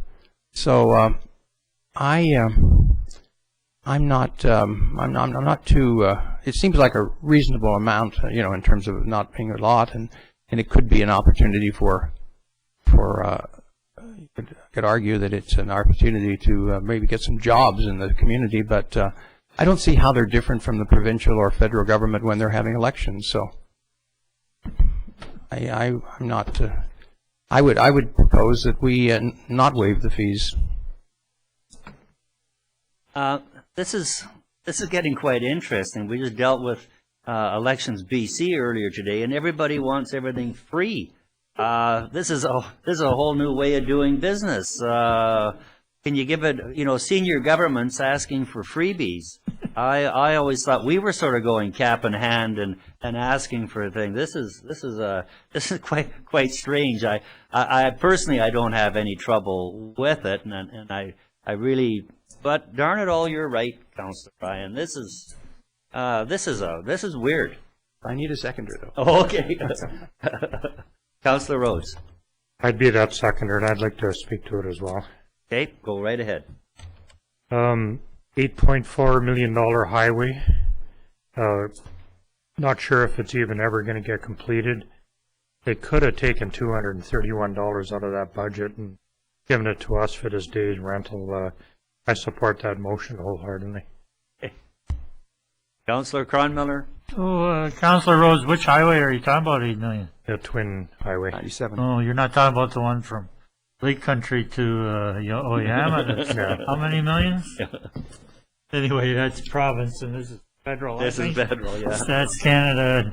I agree. But part of the funding came from the federal government for that Twin Highway. Way, it all comes out of our pocket, I'm afraid. My question would be with regards to local residents. Are they saying they're going to hire local residents? Or it's just, that'd be nice if they do, but we don't know where the people are coming. That's correct. Okay. Favor of the motion. Okay. All in favor? Opposed? Carried. They're going to have to pay. Next item, the CS Elementary kitchen fees. Here's a mom's group struggling, and they're paying $1,000 a year to use our kitchen to feed our kids salads. I mean, where's the equity here, or the equality here? Sorry. Thank you, Mr. Davis. Thank you, Mr. Mayor. Carrying on with our agenda, we did receive a request from the elementary school to asking for a reduction in the kitchen use for their salad bar program. The salad bar program has been with us for about 2 years, and they have always paid all their fees. And right now they're looking at trying to make it an affordable program still for the students and for the school themselves. We charge, as per our fees and services, $55 per use. They use it twice a week on Tuesdays and Wednesdays, or Wednesdays and Thursdays. And they're asking for a reduction in fees. So far this year, September, they paid around $1,000 already. And they're asking if that would be sufficient for the rest or for the remainder of the year. And also for future years to pay the $1,000 as a possibility, $100 a month for the 10 months. Thank you. Councillor Chadsey, please. Thank you. I would love to make a motion that council grant the school's request of utilizing the kitchen at Sonora Center for the set fee of $1,000 a year, and I'll speak to that. Seconder, Councillor Rhodes. Speaking to the motion, Councillor Chadsey. Well, according to this report, they generally pay around $4,400 to $4,500 a year. I think the least we can do is take a nominal fee just to cover the power, etc. And God bless them for trying to provide, good food. Absolutely. I don't know if we should add revisiting this in our budget. I don't know. So this is a school program. Who's doing the work, the shopping for the salad bar, and who's doing all that prep? They have a chef that comes in, and as far as I know, they get paid, but I don't know what the situation is with that. But a lot of parents come and do volunteer work to help make that happen. Well, this doesn't really sit very well with me, that we're charging anything. But Councillor Rhodes.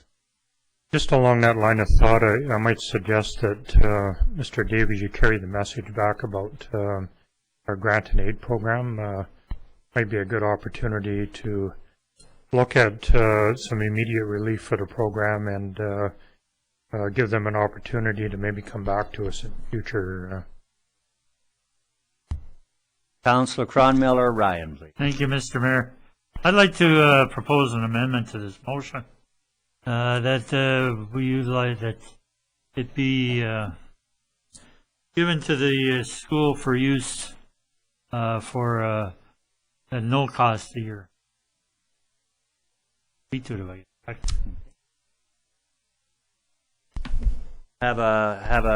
that all right with the mover and seconder? Friendly amendment? Calling that a friendly amendment? Okay, thank you.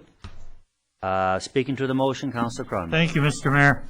Being in a mood today of helping the school and certainly our students in our community, I think this just goes hand in hand, and an opportunity, particularly this one, to help students directly not only get good nutrition value for their meals for breakfast, for lunch, and also to provide a service for our community that's certainly well worthwhile to our young people, and I certainly see this chance to do that and save a few dollars along the way. Okay. Yep. Councillor Ryan? Yes, thank you, Mr. Mayor. I support this, and I think it's nice that it's salad. It's sure the kids don't. as opposed to something else. I don't know if it's in here, but somebody talks about pizza and other things not being kind of an easy menu for school children, but it's not that great for them. So yeah, I think that's good, and I would also like to ask, and maybe it'll be a second motion, but I'd like for us to sort of remind and just advise the school board when we do things like this, that so that they can keep a tally of how their deficit is disappearing as we make our decisions. Councillor Rhodes.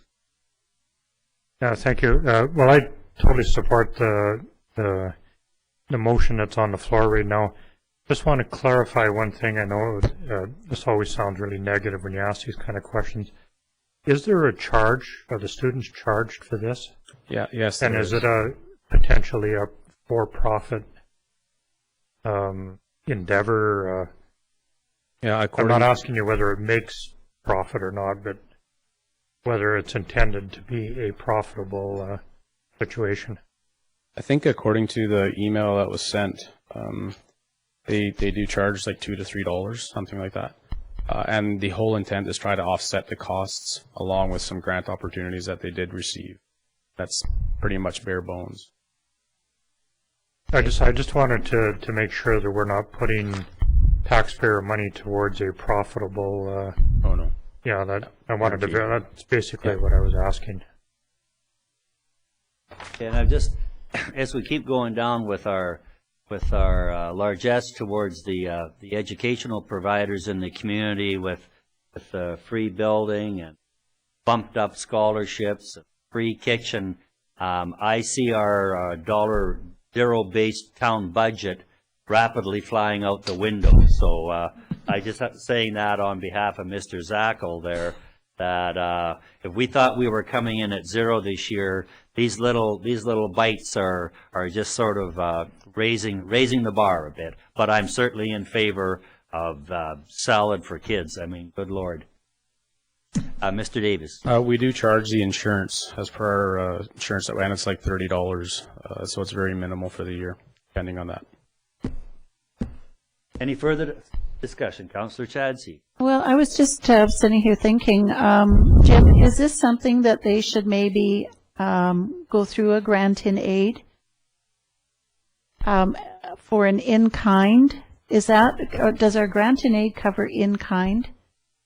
And then that way, the council is protecting themselves from, other.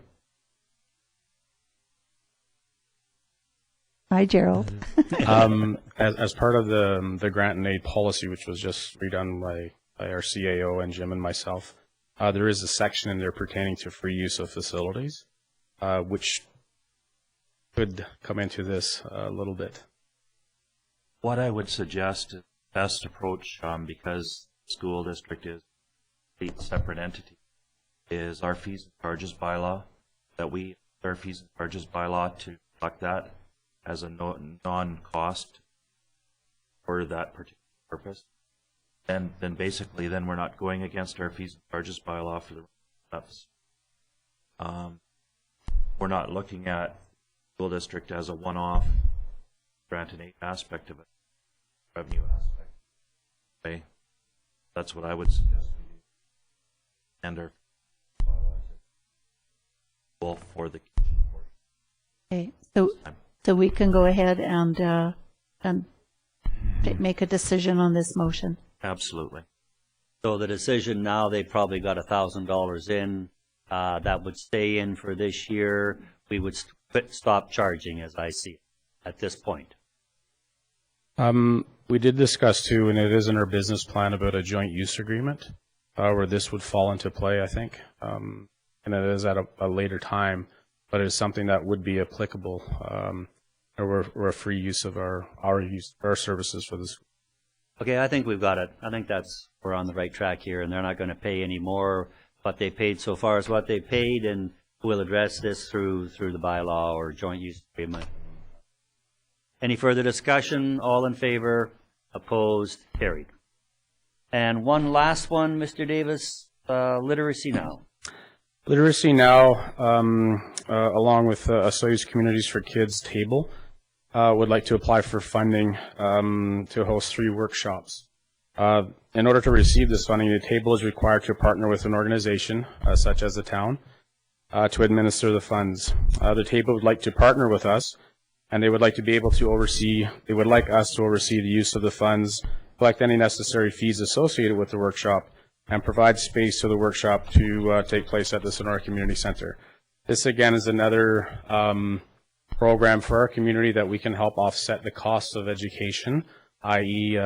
reading for parents, for people who are involved in early childhood education, to bring something other than just books. What's included in this type of thing is puppets, home play things that enhances the reading ability for that type of book. And this is a really positive thing for the community also. What they're really looking at for in terms of a budget implication is because of the Communities for Kids and as per our fees and services, it was a very low fee. Originally when they did their grant application, it was based on a different number. But because they are a nonprofit, the total amount is like $100 for 3 workshops, along with some in-kind work on behalf of us at the front counter, taking registrations and collecting money and whatnot, which is very minimal. But I think our recommendation would be to go ahead and partner with the Communities for Kids. Gee, why not? Council? Councillor Rhodes? Also move. Councillor Cronmiller? No discussion on this one, I take it? All in favor? Opposed? There we go. Thanks, Mr. Davis. Thank you very much. Next item on the agenda, special event. Councillor Rhodes, were you going to lead on that one? Well, thanks, Mr. Mayor. So we have a report in front of us here, a little bit of background. On January 21st of 2011, Royal LePage Desert Oasis Realty submitted an application for a special event permit for a one-day national garage sale, a charity event with proceeds going to the Penticton Women's Shelter, which they've indicated as being the closest women's shelter to Osoyoos, and provide provincial grassroots violence prevention programs. And an overview of that, the event scheduled for May 14th of 2011, beginning at 8 o'clock in the morning until 3 p.m., to be held at the Town Square Park, which is just adjacent to the building here. This will be the 3rd annual charity event, but the first time to be held on municipal property. The applicant will be required to provide insurance, a minimum of $2 million liability, with the town named as an additional insurer, and temporary food health permit along with that. And yeah, the market on Main doesn't open until May 21st, so there'd be no conflict between the two events. No implications, community, organizational, or budget-wise. And we have a couple of options, and I'd like to move that we accept recommendation number 1, and that's that council approve the Royal LePage special event permit for May 14th of 2011. Thank you. Councillor Chadsey seconding. Any discussion? Councillor Cronmiller. Thank you, Mr. Mayor. The one concern I have with this is that when I look at the Penticton Women's Shelter, I think there are closer ones to home than Penticton. So I think there's a need for these, when we reply to this and approve this, ask them to do a little more research with possibly the RCMP Victim Assistance and Desert Sun Counseling, and I'm sure they'll find there's some homes closer to home that they could sponsor rather than the one in Penticton, and I'm sure this would benefit greatly. So is that an amendment to the motion? Is that a part of the motion? No? We can direct staff to do that? Sure. Verbal direction? Okay, the motion to approve, the recommended motion number 1. Councillor Chadsey. Thank you, Mr. Mayor. I just want to ask the question, do they rent the park outside there, or does the town just give it for free? It was provided for free. Okay. Okay. The letter here is quite interesting, and I just thought I might make reference to it. The Royal LePage Shelter Foundation is Canada's largest public foundation dedicated exclusively to funding women's shelters and violence prevention and education. Royal LePage is the only Canadian real estate company to have their own charitable foundation, and all administrative costs of the foundation are underwritten so that 100% of every dollar donated goes directly to helping our cause. So this appears to be a charity garage sale, hot dog barbecue, bake sale, raffle on May the 14th from 8 a.m. to 3 p.m. And their goal is to raise $1,000 for the women's shelter. They believe the one in Penticton to be the closest one to Osoyoos, and that's why they said Penticton. So I would encourage everyone to come on out to our park on May the 14th. Great. Okay. Any further discussion? All in favor? Opposed? Carried. And good on you, Royal LePage. That's we can use a lot of that, a lot of sponsorships, and if they can raise that $1,000, really good for our community and surrounding communities.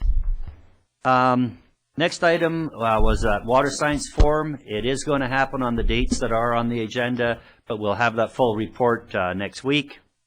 And that brings us to the a report on the Osoyoos Indian Band Fire Service Agreement. Mr. Zackel, please.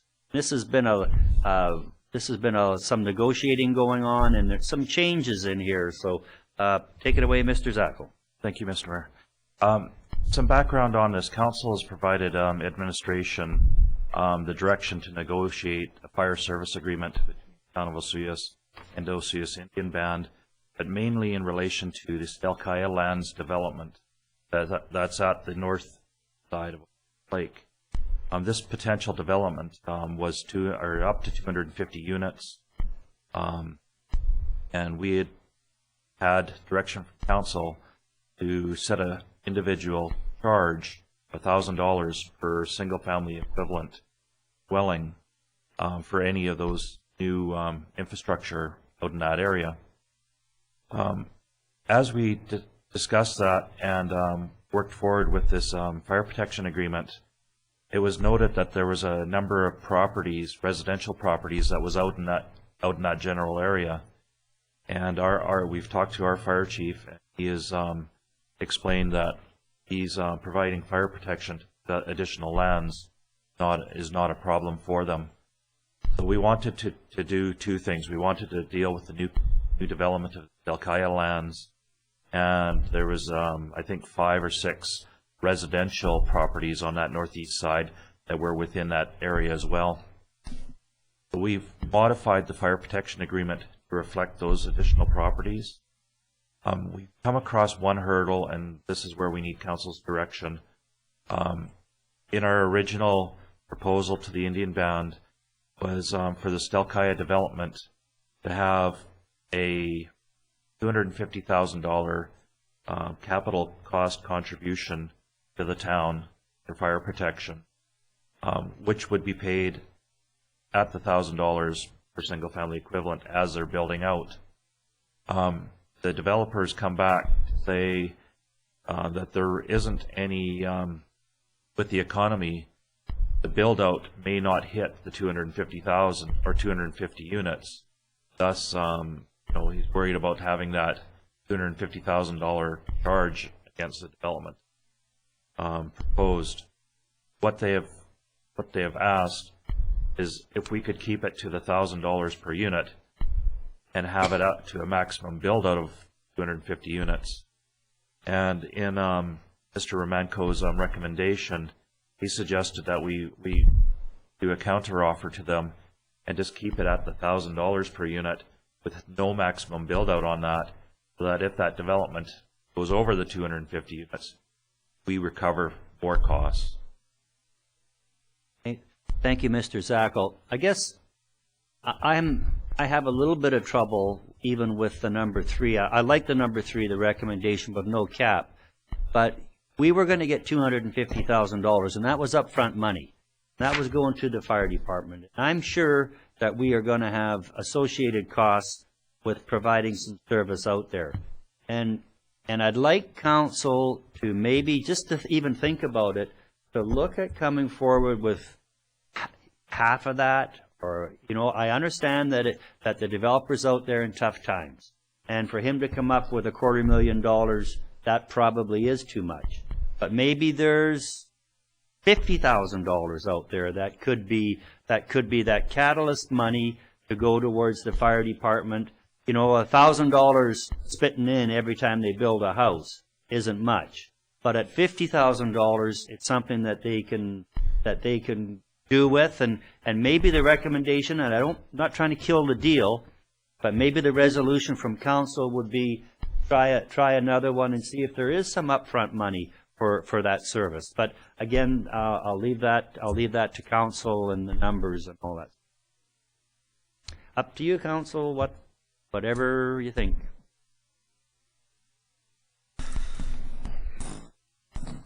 Okay, well, I'll start. Councillor Chadsey. I'm just going to confirm that the $250,000 was in the form of $1,000 per unit to a maximum of $250,000. Correct. Okay, so it wasn't a cash incentive of $250 plus $1,000 a month. Okay, and now what they're saying is they only want to pay $1,000 a month, and they might end up building 50 homes, and they might end up building 300 homes. And no, 1,000 a unit. They're saying 1,000 a unit. They're saying that they may build up to the 250, but it's not a guarantee. Okay. Because of the economic times. So they're worried about if their development only builds 10 units, as an example, of being on the hook for that full 200,000. So, taking the alternative approach from Wells has suggested of having an upfront contribution as a minimum start is a good way to have something going towards fire protection. So the administrator, Mr. Romanko, has recommended that we submit a counter proposal that the developer pay $1,000 a unit with no development unit cap in the event that the developer goes over the 250, and therefore the obligation of $1,000 would continue. So what we have the option of doing is saying we will take number 3, but we want X amount of dollar amenity cash up front, or we modify number 3 to say that that there be, instead of with no development unit cap, that there is a minimum development permit cap. That's what I'm. Yeah. I don't know what that number is. Maybe we give it back to Mr. Roman. And because we're not trying to kill the deal here, but I just think that there should be. Are you? Am I prepared to make a motion? No. Well, no. Are you? That was just dialogue. Are you done? I can. Yes, I'm done. Thank you. Councillor Rhodes. Thank you, Mr. Mayor. So rather than make a decision or a motion about this, I would like to suggest that I always have trouble with this word, is it defer or for further information based on that? One of the things that I would like to know is what our hard costs are to get into this deal, because I don't want to make any kind of proposal with the potential that we could lose money with this. And I'm not sure if there is any, but I'd like to be reassured that we're not going to make an investment in somebody else's speculation. And that. No, there's no loss for the municipality in this respect. What'll happen is increase the fire protection area, you're increasing the tax base, thus reducing the cost to our taxpayer. So it's an actual benefit to our taxpayer by these properties coming into the fire protection. $1,000 capital cost contribution, there again is another benefit to the town's taxpayers because that's coming off the top of any capital cost by the fire department.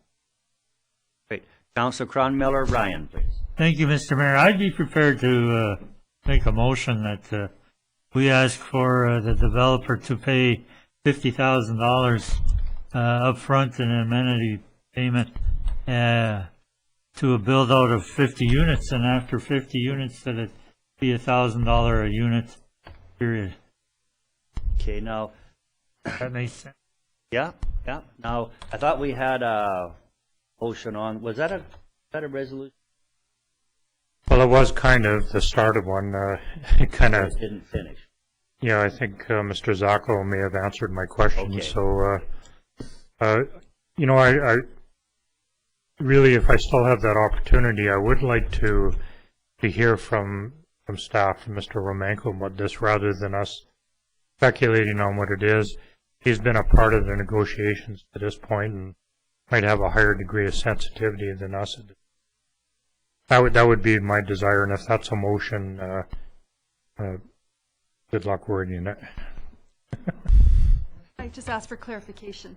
I don't have any formal resolutions at this point. I have a suggestion by Councillor Rhodes, and I have a mover for one that Councillor Cronmiller put on the floor, but no seconder. So I'll wade in here. So Councillor Cronmiller, could we go with Councillor Rhodes' motion, go to Mr. Romanko on this and get a report back? Because if we got the wrong number, then we're going to have to rescind and all that sort of stuff. And I like your motion. I mean, that's don't get me wrong. I don't have any difficulty with what I see here, so I'm prepared to move with that motion. Okay. Well, if others aren't, that's fine. Okay. Well, we have the one out there, $50,000, $1,000 per unit afterwards. That could give Mr. Romanko a strong bargaining position when he goes back to the developer. Fine by me. We need a seconder. We have a seconder for Councillor Chadsey. So we have the $50,000 upfront money. He burns that off with the first 50 units and starts $1,000 a month or $1,000 a unit thereafter, no cap. Okay. Speaking further, Councillor Ryan. Well, yeah, I don't know whether I like as Councillor Rhodes. I feel that we may need a little more information here and some feeling for it. But I'm thinking of some previous amenity contributions that we received, and we were looking at our own needs, and we have a need. I mean, it's easy to say we can provide service there, and if you just time how long it takes a fire truck to get out there. But that's not all of it. It's having the fire truck to send out there. It's having a fire hall to put that fire truck in, and it's having your resources, your manpower to be on the truck to fight the fires. So I think it is an important thing, and I believe that we might be better to see to have a discussion that is perhaps not in the public forum initially, because this is a negotiating position that we're talking about here, and I don't think we want them to read about it in the newspaper. But I also think that we need to look at our past experience and what is reasonable here, and whether it's the proposal that Councillor Cronmiller has made or whether it's some other variation, I think remains to be seen. So on that basis, I would either be I just maybe ask for a little clarification here. I'm inclined to want to refer this to a meeting, an in-camera meeting, with a report from our CAO to get a little more background on the context of our amenity payments of recent year past. Okay, was that a motion to refer to defer? To defer? I don't think you can pick in camera or not. No. And you'd need a seconder and a vote on. So I'm getting very confused. Can we deal with Mr. Councillor Cronmiller's first? Well, we have the motion to defer to deal with. If you wanted, if we beat that, then we'll deal with Councillor Cronmiller. Okay, so you need a seconder? He needs a seconder. I need a seconder, and no seconder, no motion. Well, we were told on our very first day that don't ever leave a motion hanging. Motion to defer is on the table. All in favor? Opposed? Motion is defeated. Councillor Cronmiller's motion. Again, Councillor Cronmiller. I'll just speak to it for a minute. In my mind, what I see here is that when we originally discussed fire protection and talked to our CAO about fire protection, we came up with a figure of $250,000 Right. based on 250 units at $1,000 a unit. So that hasn't changed anything here. All we've said is we're going to reduce the amount from 250,000 to 50,000. So he builds out 50 units. He's paid his 50. That's $50,000. Anything over and above that, he's $1,000 a unit. So he may only build 10, or he builds 200 more. It's as he builds, that's when he pays. And no cap. And no cap. Okay, everyone got the Councillor Chadsey? Thank you. I'm going to speak against the motion. First of all, because the report from staff says that the Osoyoos Indian Band accepted our terms, which were $1,000 a unit to a maximum of, or to a cap of 250, and that it's the developer that's claiming that it's pretty tough to meet that. And also because Councillor Cronmiller's, unless I'm confused, Councillor Cronmiller's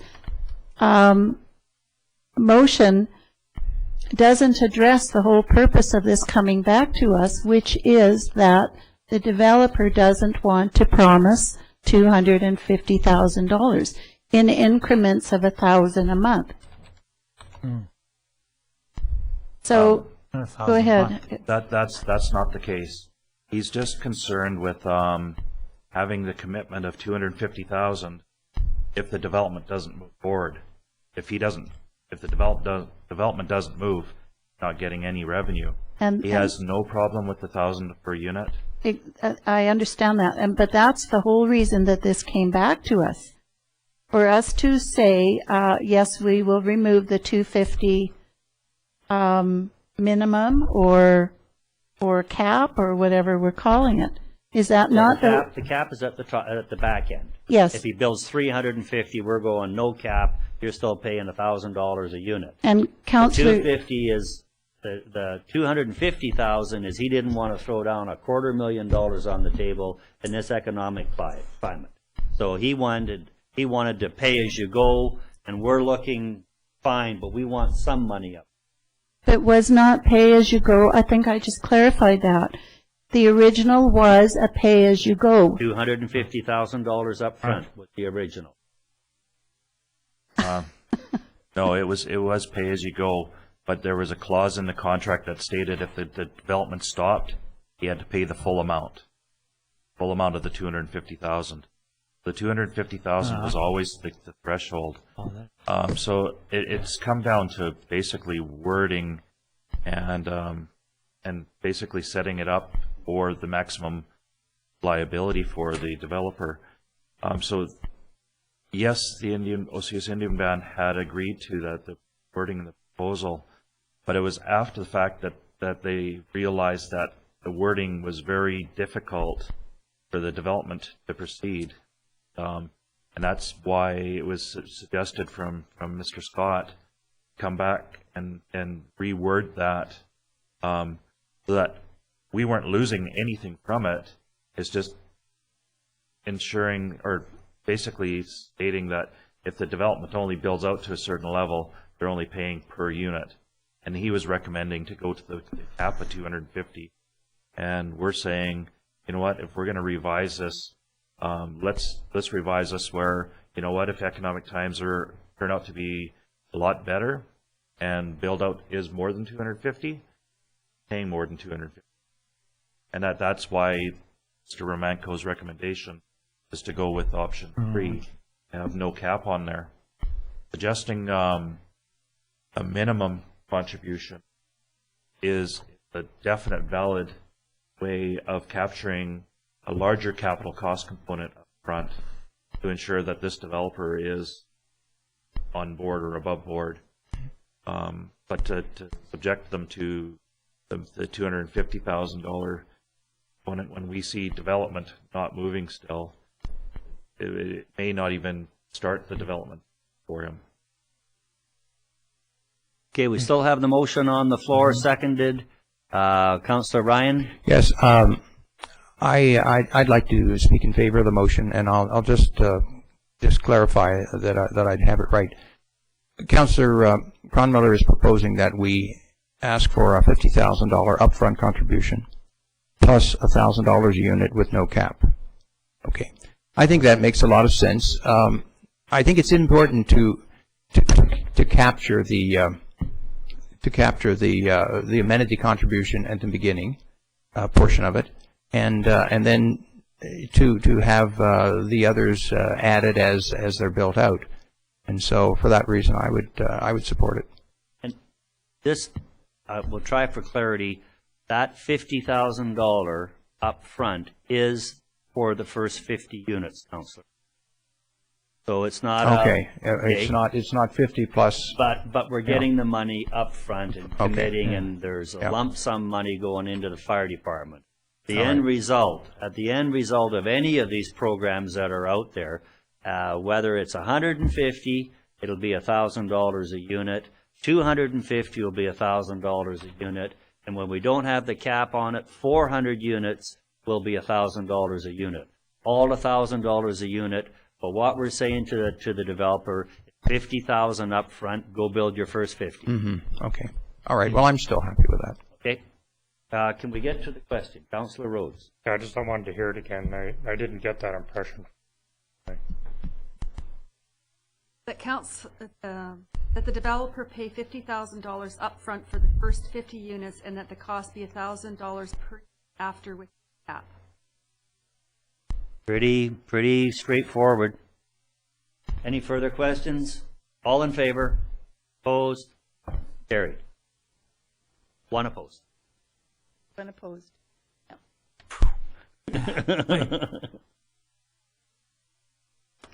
Okay, moving into some cash requirements. Recommended to approve general fund cash requirements in the amount of $441,807.89.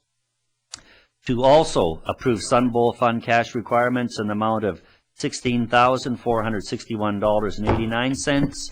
And to receive net payroll accounts of $68,496.14 for the period of January 8th, 2011 to January 21st, 2011. Is there any discussion on that? Hearing none. Approved by consensus. Thank you. Brings us to building permits. Nice to see that after questioning last time, we have the intended use of structure back in there as a column. I think it all threw us out last time. It was a funny, just remove that one, everyone's going, oh, what's that building for? So unfortunately, the numbers are not very big, but that's it. So that'll be received into the minutes. And we have the Osoyoos ICSP and the CSAT meeting notes from December the 14th, 2010. Is there any information on those? Any dialogue on those minutes? Hearing none, they will be received into the minutes.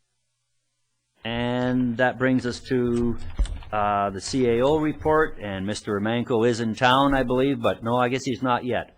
But he couldn't make today's meeting, but he's here tomorrow. So we'll go right into councillors' reports, and this will be Rhodes, Ryan, Cronmiller, Chadsey. Councillor Rhodes, please. Thank you, Mr. Mayor. So at the last meeting, just to refresh everybody's memory, I deferred, so I'm going to take the next 3/4 of an hour and use need that. The motion to extend? Can I be excused?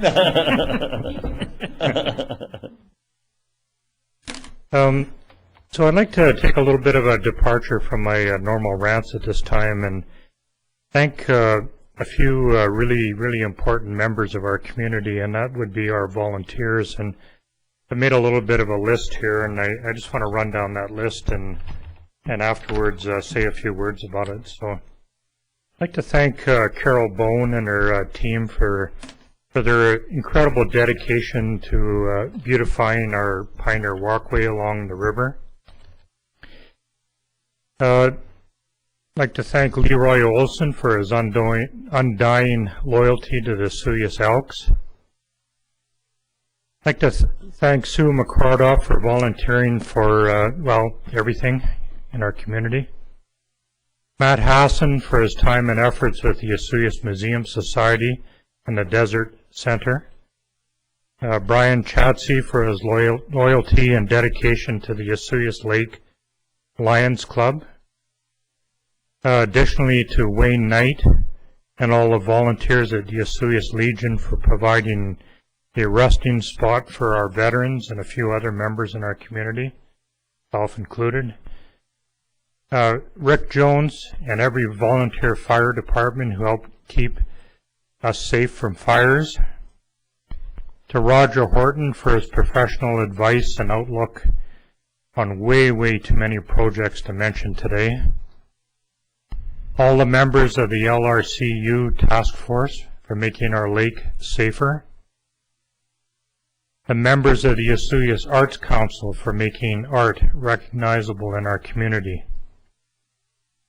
Big thank you to all the CSAT task force members for having a vision of where Osoyoos could be in 20 years. To all the members of our affordable housing task force for searching out ways of providing affordable housing to our residents. Big thank you to all the volunteers at the Desert Center who make it a major tourist attraction in our community. Thank you to Doug Blatchford for bringing drag racing to Osoyoos. Finally, a thank you to Shawnee Hill and the Cassie Group for providing rides and companionship to our seniors. I know everybody's going to jump all over me about leaving at least 1,000 people and many groups off of this list, but hey, I tried. And, you know, this is a really short list of volunteers in our community. Yoga instructors, mental health specialists, heart and stroke supporters, English tutors, student tutors, service clubs, grievance counselors, seniors advocates, all of whom are loyal, dedicated, and forthright in their choices to serve our community and its residents. The list is long, the topics diverse, but it all boils down to one simple fact. We are a better, stronger, and complete community because we have volunteers. One final thing, I'd like to take this opportunity to commend and congratulate the Osoyoos Indian Band for their insight and dedication to reducing carbon emissions in our community by introducing a full-on electric truck to their fleet. This truck will be used at the Inkameep campground. Not only that, they have committed to making this a part of their future fleet purchasing plans until there is a complete changeover to zero-emission vehicles. So I really implore everybody to listen to their logic and their no-compromise approach to cleaning up our air in Osoyoos. Thank you, Councillor Rhodes. Very nice, good accolades for all those folks, and of course you always manage to get the environment in, just manage to slip that in, one or two. Yep. Thank you very much. Councillor Ryan. Thank you, Mr. Mayor. Well, first of all, I'll begin by saying that I had the opportunity to visit our sister city in the last 2 weeks, and that is Palm Desert, California. And I enjoyed it very much. Beautiful, beautiful community. And they have a civic block that is just to die for. They're right adjacent to the College of the Desert. They have a library there, a wonderful library that I was able to use, and didn't unfortunately get to meet the mayor or go to a council meeting, but they have a beautiful park with water features, playing fields, and two doggy enclosures, one for big dogs and one for small dogs. And it's just a marvelous big section, big block of the city, and has meandering paths that go through it, and of course the ever-present palm trees that make it look so attractive. So anyway, it was just wonderful to be there, and very restful and rejuvenating. I just wanted to also say that there are a number of things happening this week, and I just wanted to let people know about them. Tomorrow evening at the Senior Center, our hydro provider, Fortis BC, is going to have a presentation starting at 6 p.m. and goes till 8 if you want to stay that long. But there will be a short presentation at 6, and they're basically going to talk about their plans for the future. They're doing some wonderful things. They're going to talk about capital projects. They're going to talk about how they're going to generate electricity in the future, and they're going to talk as well about how they're going to use energy more efficiently and help us to do so, and conservation measures, including some very high-tech meters that are called smart meters. So tomorrow at the Senior Center at 6 o'clock, there'll be a presentation, and then you have a chance to ask questions and get them answered after. But really something. They and Terrace and Gas are working very closely and really innovating in their whole provision of energy. There's a public hearing, of course, this Thursday at 7 o'clock here in the council chambers on our fire hall property, or the parcel that we have for our fire hall, and hopefully thereafter, soon after, for our affordable housing. And so if you have anything to say about that, why, please come and let us know. There's also going to be this Thursday at 6:30 the movie Dirt. Now, many of us on council saw that at the Community Sustainability Conference in Kelowna earlier this year, or late last year, I should say. And it's really good. It talks about this thing that we take for granted, the earth beneath our feet.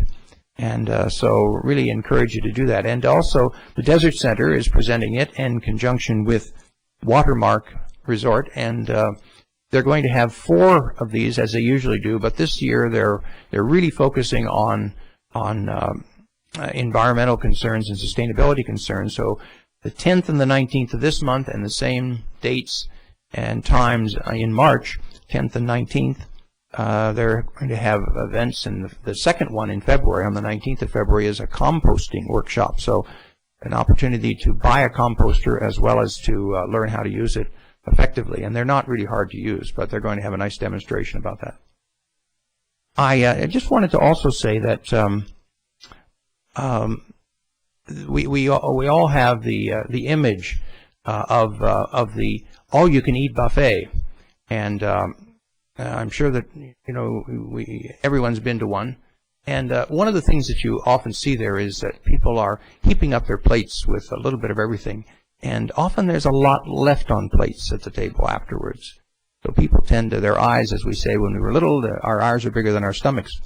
Well, not only do you leave the food, but there's also the weight gain factor when you go to an all-you-can-eat.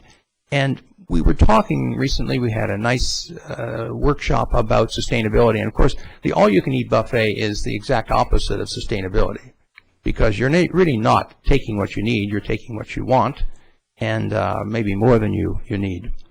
So it occurred to me that there are really 2 qualities when we're talking about sustainability, and we heard last week or 2 weeks ago about cosmetic pesticides and how they really are unnecessary, and we can still have beautiful landscaping without them. And of course, in our sister city of Palm Desert, you see that all over the place. So beautiful landscaping with rocks and stones and all the beautiful cacti and other things. But also that you need 2 qualities, and that is restraint and sharing. Restraint to distinguish again between your needs and your wants, and the ability to not jeopardize, to be sharing and not jeopardize the future by what you want to do in the present. And so I just wanted to sort of leave you with those thoughts. We're going to be hearing a lot about this. It's already part of our culture in the community, and so let's just try to nurture those qualities, and I think we'll all be working very, very effectively toward a sustainable community and a sustainable environment. Thank you. Councillor Cronmiller. Thank you, Mr. Mayor. Well, there's a few things that came to mind, and Councillor Rhodes, on the theme of volunteers, that just came to mind an article I was reading in the paper this morning in Penticton Herald about women in service in the community, and a lot of it was in Penticton, and I was just reading through the names.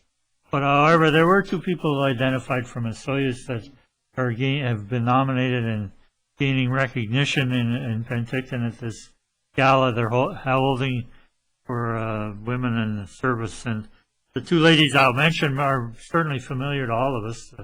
Frances Sologuk from the Home Hardware and June Harrington from our school district. And so they've gained some recognition throughout the South Okanagan for the work that they do.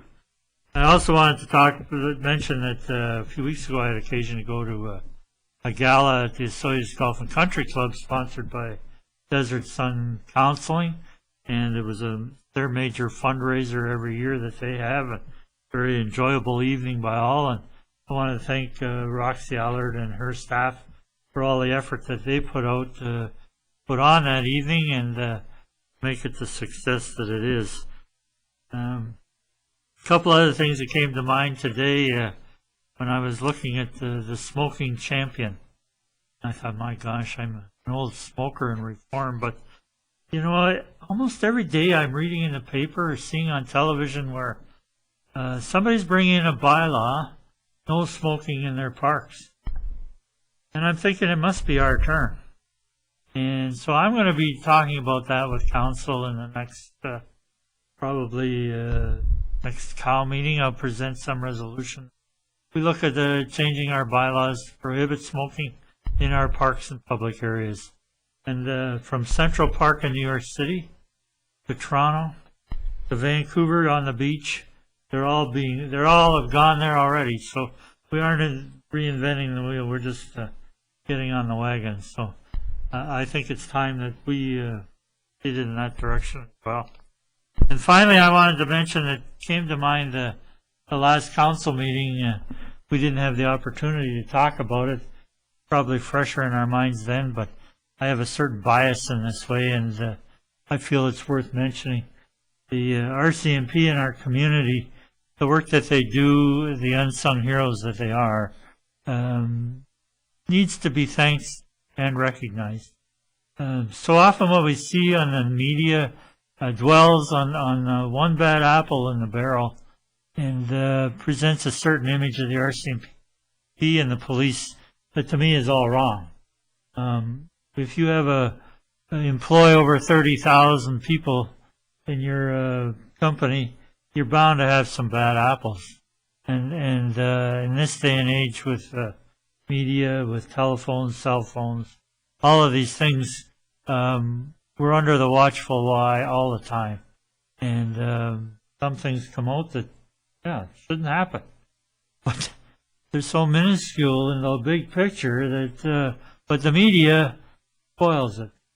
Just plays it on and on and on again. And I think taints our outlook of where it should be. And I think we're fortunate in our community that that's not the case. We have a really good police department here that does a great job in our community and deserves the recognition in that way. And so I'd like to thank them for the work that they do and just keep up the good work. Thank you. Great. Thanks, Councillor Cronmiller. Councillor Katz. Thank you, Mr. Mayor. First of all, I want to say that we as councillors do not and never have discussed what we're going to talk about at this our own personal time. And so what I'm about to say were things that I have written down over the last several weeks. And the theme seems to be the same amongst all council. So here I go. First of all, a thank you to the Sustainability Task Force. I want to point out the Regional District Okanagan-Similkameen staff who raise money every year. How they do it, I don't know. They just put on different fundraisers. This year they raised a total of $4,050. And they disperse the money throughout the their area. And this year, they gave $450 to the Osoyoos Food Bank. So I want to recognize the staff at RDOS.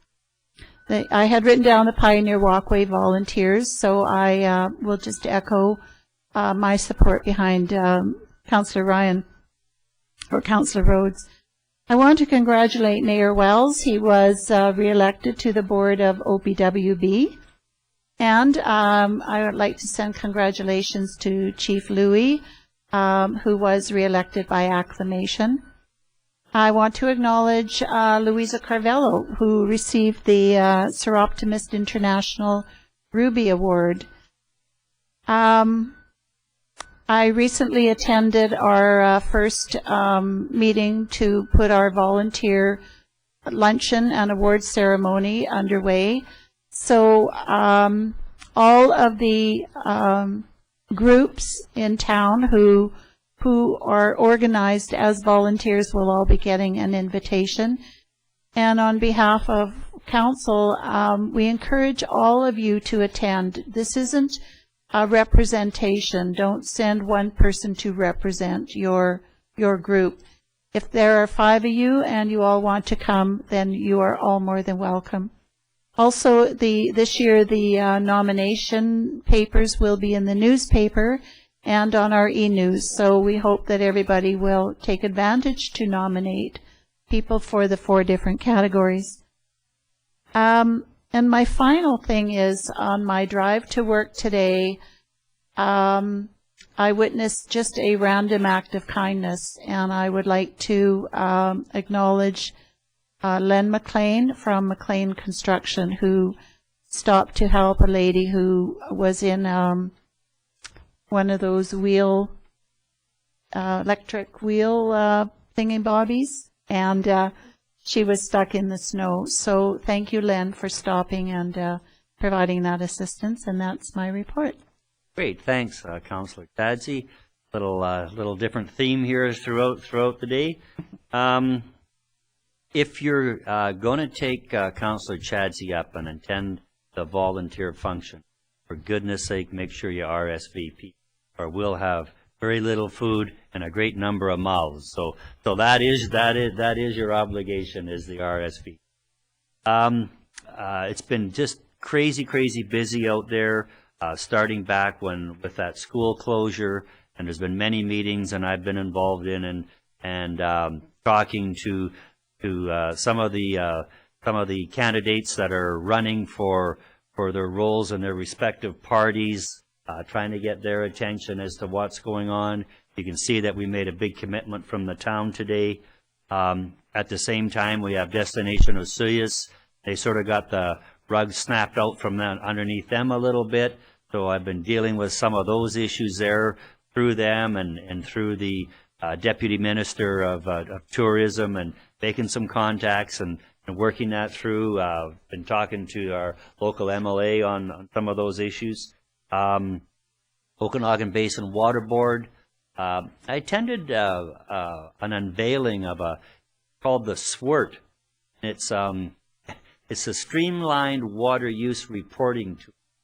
And a lot of times, we just had a board meeting on the Tuesday, and this SWIRT unveiling was on Friday. But at our board meeting, which is made up of people from the regional districts, so it's rural area directors and town directors and city directors and that. And when we had our meeting, there was a theme woven through the meeting on Tuesday, and afterwards I was talking about it with our executive director, and he's going, well, do you think it was about accountability? And of course, we're all in budget processes now, be you regional district or town or everything, and people are looking at money and what we're doing and sort of having these inward looks. And so she asked if it was about accountability, and I said, no, I think it was about practicality. And it's what we're doing that's practical, that the person on the street can understand. Is there savings in that?